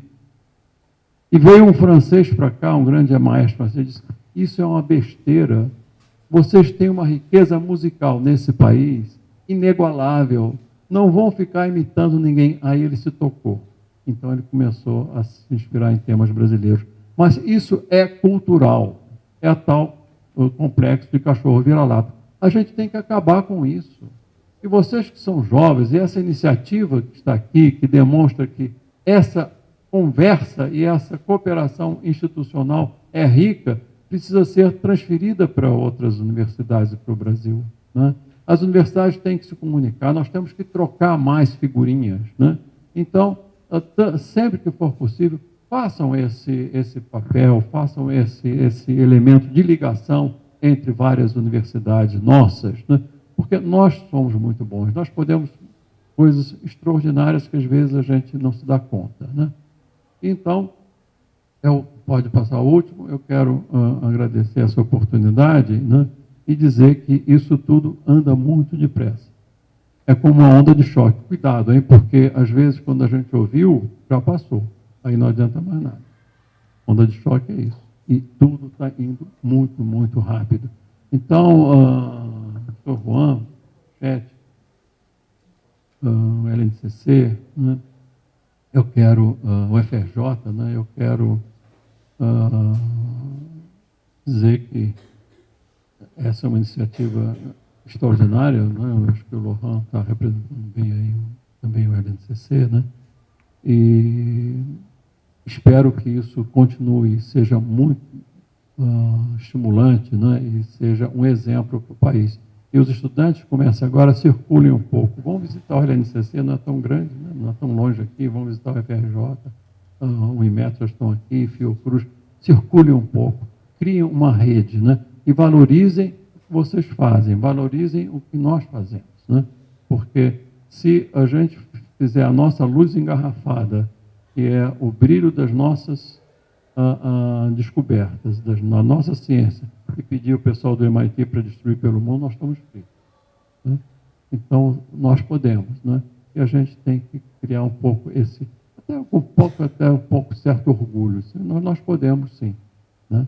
E não se deixem levar por essas coisas encantadas, né? Não estou dizendo para não cooperar. Cooperar é extremamente importante. Mas procurem a cooperação entre colegas, né? Entre pares, né? Nos outros lugares do mundo. As cooperações institucionais têm que ser olhadas com mais cuidado, né? Porque, como está dito no artigo do Mr. Lane, né? As universidades são internacionais? Sim, são. Institucionalmente, elas são internacionais.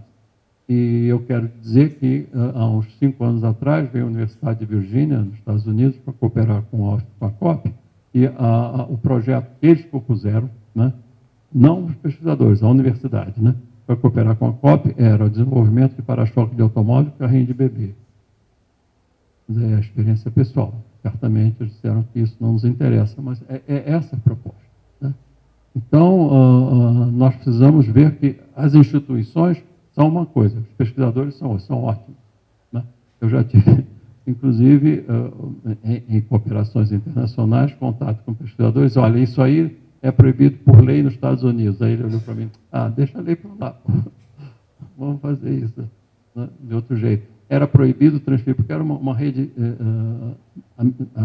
sul-americana, era proibido botar dinheiro em Cuba, né?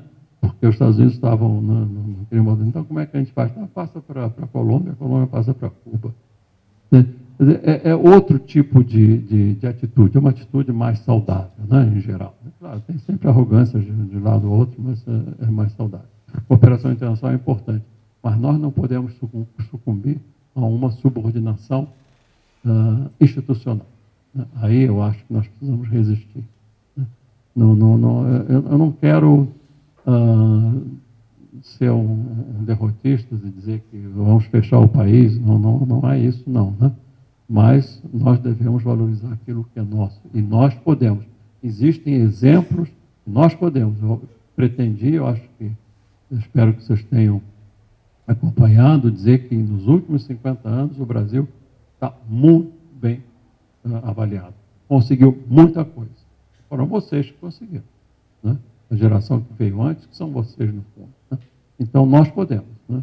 Não podemos deixar isso se esmoreça, nem desmorone. Né? Nós não podemos deixar que um governo, me desculpa a expressão, mas o Ministério da Educação hoje é um zero à esquerda. Quer dizer, eles não mostram a classificação de Leiden, né? Eles mostram a outra, para dizer que a USP está em 200, no lugar 200, mas podia mostrar de Leiden, dizer que a USP está em 8º lugar no Brasil.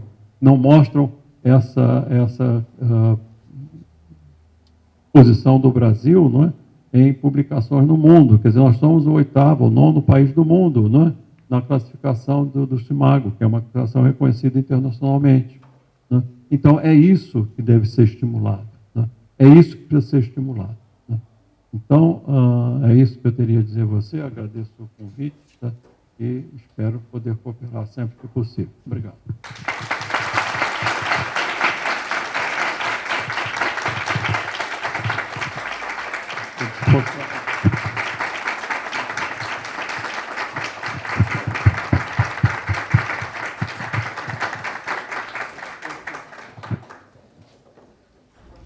Se alguém tiver uma pergunta, o professor está disponível. Professor, gostaria de parabenizá-lo. A fala do senhor foi muito instigante, né? Isso é uma coisa que a gente vem discutindo muito hoje na Fiocruz, assim, essa questão da aproximação da indústria, cadeia de inovação.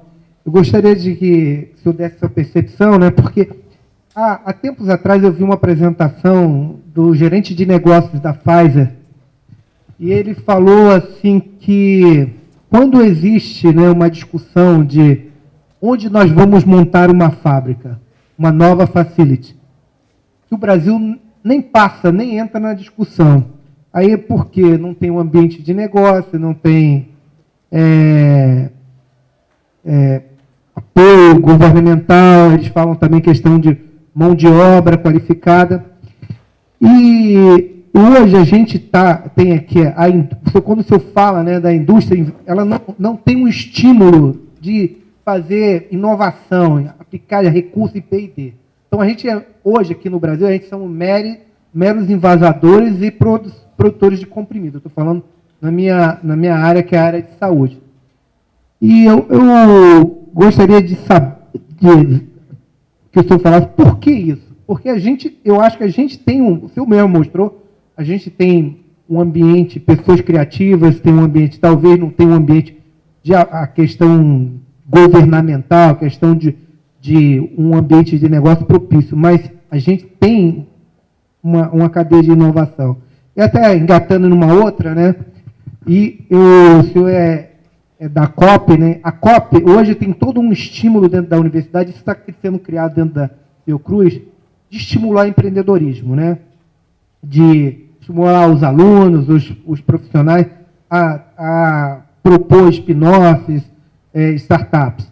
E essa aproximação, acho que a COP foi um dos precursores, assim, as pessoas, foi o que primeiro começou a exercitar isso. E como é que o senhor vê isso atualmente, né?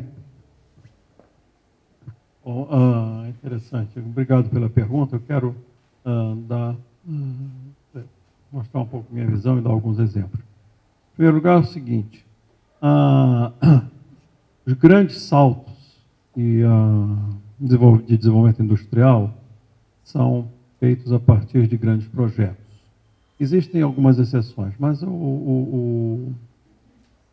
a orientação geral é sempre essa, a partir de grandes projetos. Quer dizer, qual foi o grande... Bom, existe um outro que eu não quero falar, que são guerras, né? Quer dizer, a parte militar, ela estimula muito o desenvolvimento industrial, mas eu não quero... deixar isso de lado. Existem outros modos de fazer isso, né? Quer dizer, nos Estados Unidos, por exemplo, qual foi a grande salto, né? Qual foi o grande estímulo? Foi o programa espacial. Não é? Quer dizer, quem paga o programa espacial é o governo.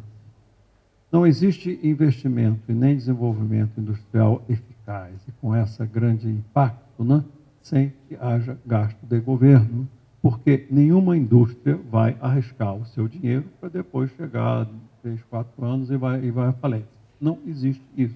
Se o governo paga, tudo bem. Então, a NASA foi financiada, a NASA contratou a Lockheed, contratou a General Electric, a Boeing, um monte de empresas americanas para arriscar. Algumas coisas deram certo, outras não deram, mas todo o desenvolvimento, inclusive de miniaturização, sei lá, de equipamentos eletrônicos, foi por causa desse programa espacial, né? Então, esse é um grande item. Por que a Índia quer colocar um satélite na Lua? Qual é o grande impacto social que vai haver na Índia quando eles não conseguiram, né? Mas é assim mesmo, isso faz parte, né, da coisa. Por quê? Né? Então, por que a China quer? Por que a China botou um homem rodando aí no satélite em volta da Terra? Por que quer ir para a Lua também? Porque todas essas coisas têm impacto no setor industrial. Então, eu acho que existem esses grandes projetos de governo que precisam ser financiados pelo governo para que haja esse retorno. Senão, não adianta. E no Brasil isso não existe. Vamos pegar novamente a Petrobras. Por que a Petrobras teve sucesso como empresa? Porque não existia sucesso, inclusive internalizando tecnologia nacional. Porque não havia nenhum país no mundo que soubesse fazer exploração em águas profundas, senão eles tinham importado. Isso aconteceu, por exemplo, com os robôs. A COP começou com os robôs, né, submarinos, a Petrobras encomendou. Estávamos com uma empresa paulista de desenvolvimento de robôs submarinos, né? Mas eles estavam com pressa. E a Suécia tinha robôs já, né, porque estavam mais adiantados tecnologicamente. Então, o que eles fizeram? Acabaram com o projeto da COP da empresa, do Paulo, né, e compraram da Suécia. Não dá. Como exploração de águas profundas, não tinha nenhum país que pudesse vir para cá e fazer, porque tinham tecnologia, eles tiveram que fazer. E teve sucesso. Então, nós podemos.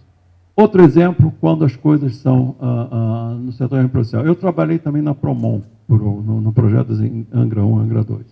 E num desses projetos, né, eu estava vindo lá da COP com esse grupo do Raul, do Abimael, do Galeão, que temos desenvolvendo softwares excelentes para engenharia estrutural. E eu queria aplicar esses softwares no desenvolvimento, ou no projeto de Angra 1 e Angra 2.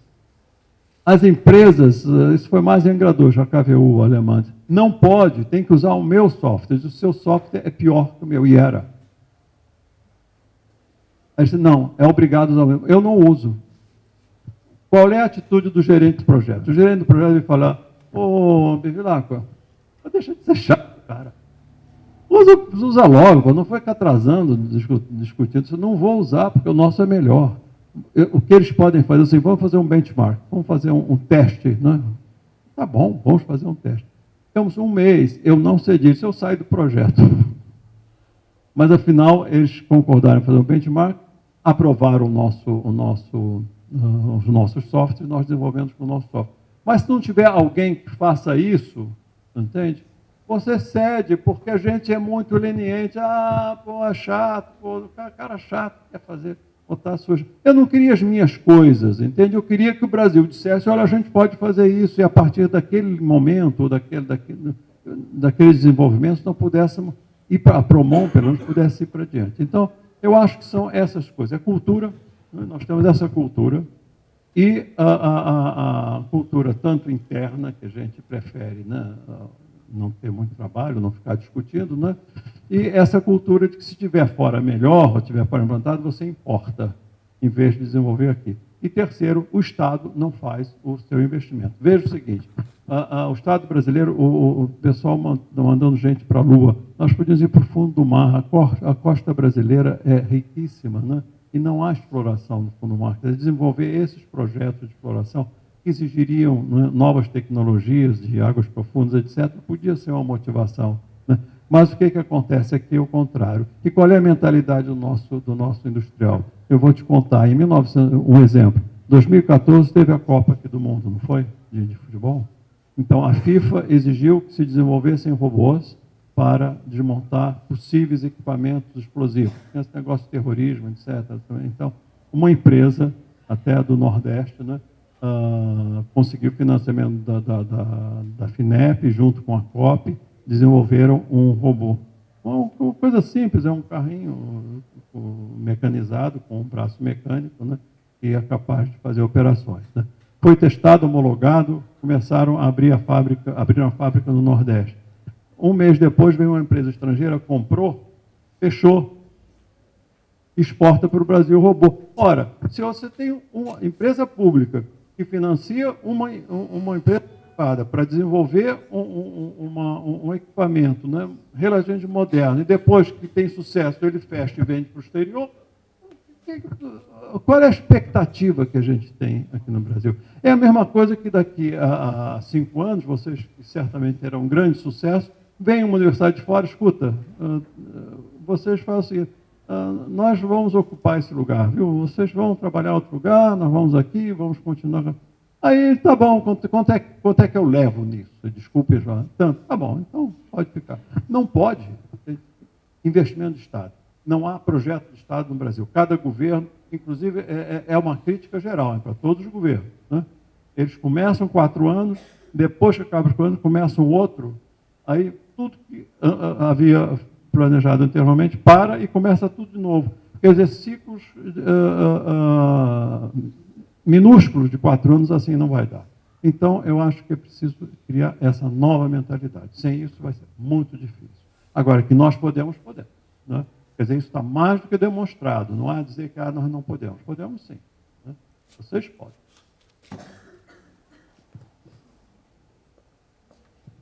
Bem, lá, parabéns pela palestra. Você falou um monte de coisa que me preocupou nos últimos tempos.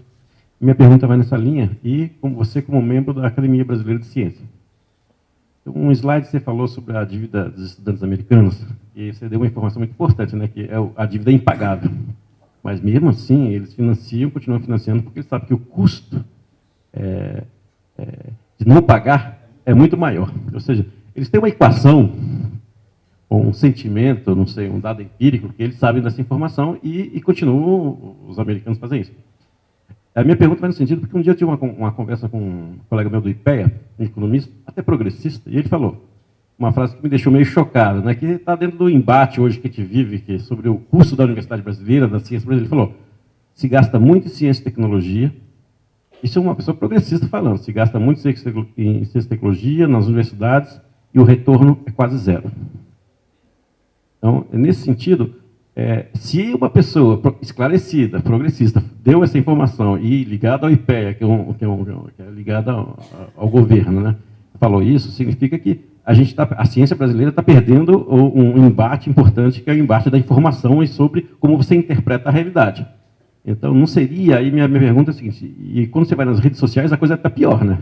As universidades, a opinião em alguns, pelo menos em alguns fóruns, é que a universidade é a fonte que é onde se perde recursos e não serve para nada, né? Então, isso é um embate importante, e na minha opinião, não caberia a Academia Brasileira de Ciência entrar nesse embate em todos os níveis, e aí esses slides são muito importantes, que mostram o que se ganhou ao longo da história, o que se fez ao longo da história, que deu resultado. A Embrapa, por exemplo, enquanto se contabilizaria, como economista, os retornos da Embrapa anuais, dentro de um PIB brasileiro até hoje, por exemplo, ou a Petrobras, ou a Embraer e tudo isso, né? E também tem um custo que não dá para contabilizar direito, que esse é o parecido com o das bolsas americanas. Qual é o ganho que um país ganha ao formar recursos humanos, seja de graduação, de pós-graduação, que se reverte nas mais diversas categorias, seja um cara que vai trabalhar num banco, numa empresa, numa instituição governamental, não importa, num hospital, como é que se contabiliza isso e qual seria o custo de não ter isso, né? Não seria um embate importante para a Academia Brasileira de Ciências para tentar ganhar essa discussão na sociedade? Obrigado. Com certeza é uma pergunta extremamente importante, né? Então, vamos dividir em duas partes. Em primeiro lugar, essa questão desse argumento, qual é o ganho, né? Como é que se mede? Então, são essas coisas que são jogadas, às vezes, no público e parecem de grande impacto. Qual é o ganho? Então, a pergunta seguinte é como é que você mede, né? O que você está medindo? Então, e aí, Lohan, eu acho que vai depender muito, inclusive da própria cultura. Eu dou muita importância cada vez à cultura da população, viu? A cultura do povo. Quer dizer, qual é o ganho? Em primeiro lugar, se você olha a ciência, não é? E tecnologia,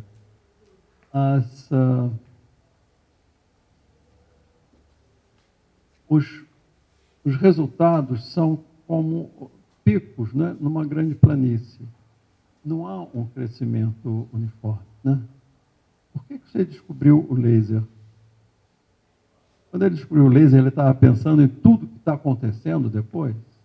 Não está. Né? Impressora 3D. Né? Surgiu uma ideia. Quer dizer, o que existe atrás disso? Quer dizer, qual a importância do acúmulo de conhecimento que faz com que nasçam, não é, esses picos pelo mundo, pelos países? Né? É isso que a gente tem que entender. Não é um crescimento uniforme, não é a mesma coisa do que o banco, que vai crescendo aquele volume de recursos, porque cobram juros que não tem retorno nenhum. Né? Então, eu acho que essa é a primeira pergunta. E esses picos acabam estimulando o crescimento de várias outras áreas. Né? Então, acho que esse é a primeira pergunta que a gente tem que fazer. Né? Um exemplo que eu acho que fica claro, será que um economista podia imaginar a seguinte situação? Se o Santos Dumont tivesse ficado no Brasil, né, e tivesse recebido recursos de governo para desenvolver a tecnologia aeronáutica, como é que nós estaríamos? Então, eu acho que essa é a pergunta. Por que a Petrobras deu certo? Por que a Petrobras conseguiu, né, essa exploração em águas profundas, né, e no pré-sal? Também ninguém tinha experiência. Você sabe por que o pré-sal deu certo? Vou contar. Por acaso, o pré-sal, uma dos grandes desenvolvimentos do pré-sal foi na COP. Né? Porque veja o seguinte, é muito difícil você abrir um furo numa camada de às vezes 5.000 metros, né? E não desmoronar, né? Porque você vai furando e depois, o que acontece? Bom, acontece que, alguns anos antes do pré-sal, a Petrobras encomendou à COP uma pesquisa para minas de sal em terra na Bahia. E para fazer essas minas de sal, era preciso fazer sondas, né? E era preciso fazer essas colunas, esses furos no terreno.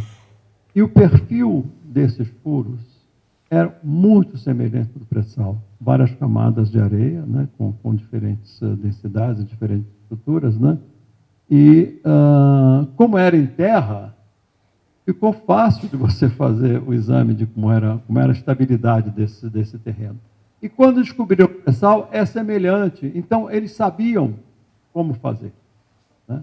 E por isso é que deu certo essas explorações no pré-sal. Então, quando você tem... Então, existe um exemplo muito concreto. Quando você tem um problema para resolver e não existe solução no mundo, a gente consegue. Outro exemplo que você citou foi a Embrapa. Alguém falou na Embrapa, né? A soja. Né? Soja não podia ser fixar nitrogênio. Né? Quer dizer, a Joana Doberheimer aqui disse que pode, né? Ela compareceu a vários congressos e os cientistas brasileiros e estrangeiros disseram: isso é uma besteira, não funciona. Ela disse: funciona. E provou que funciona. Né? E agora nós temos soja no Nordeste. Né? Então, veja o seguinte, é preciso que haja essa vontade, essa confiança, entende? Da gente dizer, nós vamos poder fazer.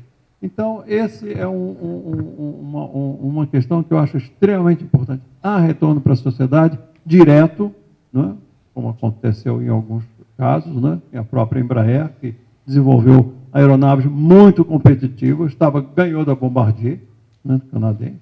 Né? Portanto, nós podemos fazer isso. Né? O outro, que é relativo a... Qual foi a tua pergunta agora? A Academia de Ciências. Né? E o outro relativo à Academia de Ciências. Como é que a Academia de Ciências pode se posicionar em relação a essa atitude, não, a essas respostas, a esses argumentos de que não há retorno? Não é? Em primeiro lugar, eu acho que ela devia ter uma ação um pouco mais eficaz. Quer dizer, mais eficaz no sentido mais agressiva, vamos dizer assim. Não tem tido até agora. O presidente Luiz Davidovich, que é um excelente cientista, pessoa muito extraordinária, não concorda com o que está sendo feito com ciência e tecnologia no Brasil, mas a sensação que eu tenho, ele nunca me disse isso, mas a sensação que eu tenho das conversas é que, e se o governo cortar as verbas? Se o governo cortar as verbas, acaba a academia. Né? Ela não tem recursos próprios. A academia não faz comércio, não tem outra fonte de renda, a não ser a anuidade dos sócios, que não dá nem para o começo. Então, há essa atitude de prudência, mas eu acho que está chegando no limite, eu concordo com você. Estamos chegando no limite em que a academia tem que dizer, assim não dá. Né? Porque a tentativa de destruir, né, a educação no Brasil é criar mais problemas. Quer dizer, se você não continua com a educação, não vai resolver nada, vai piorar tudo, porque, e essa eu acho que é a visão americana, e alguns autores lá têm dito isso, se isso não fosse feito, nós estaríamos com problemas muito maiores, problemas sociais. Então, é importante, porque a responsabilidade do governo é também de manter o país num equilíbrio social.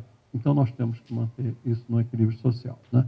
E a nossa mentalidade aqui, né, quando se fala, porque fala muito também na privatização, é a educação como comércio. A educação não é comércio. É extraordinário, eu até pulei aqui, mas a declaração de Harvard, todo mundo fala muito em Harvard, até o ministro da Educação teve em Harvard. Né? Então, fala muito em Harvard. Sabe qual é a missão de Harvard, segundo eles? Né? É formar a juventude para a cidadania, independentemente da sua escolha profissional. Quer dizer, a universidade é para formar o cidadão, o mundo que vocês vivem. Como é que vocês devem se portar como cidadãos, como pessoas humanas nessa sociedade? A sua profissão é importante, mas existe alguma coisa mais importante. Né? Então, é nesse sentido que a educação é mais importante. Essas pessoas não veem isso. Né? Se você colocar a educação como comércio, aí você tem outros critérios de avaliação, outros critérios de contratação, outros critérios para vestibular, etc. Então, isso não vai funcionar. Eu concordo contigo. Prometo que vou levar essa sua reclamação, entre aspas, né, para a academia, dizendo, olha aí, o pessoal está achando que a gente está muito mole. Tá? Não pode. Mas é verdade, porque essas coisas, qual é o retorno? Não é? Qual é o retorno dessa dívida americana? Dólares. Qual é o retorno de ser a segunda maior dívida? A primeira é casa própria. A segunda é bolsa. Qual é o retorno? O que o governo americano está retornando, qual é que eles querem retornar, com 1,8 trilhões de dólares de dívida? 7% do PIB americano é dívida de estudante. Qual é o retorno disso? Qual é a resposta que eles teriam para isso? Pois é. E depois tem outros... Bom, eu tenho outras coisas depois a gente podia conversar, mas não vou me estender muito. Agradecemos mais uma vez o professor Vilas. Obrigado. Obrigado a todos pela presença. Os alunos da pós podem vir.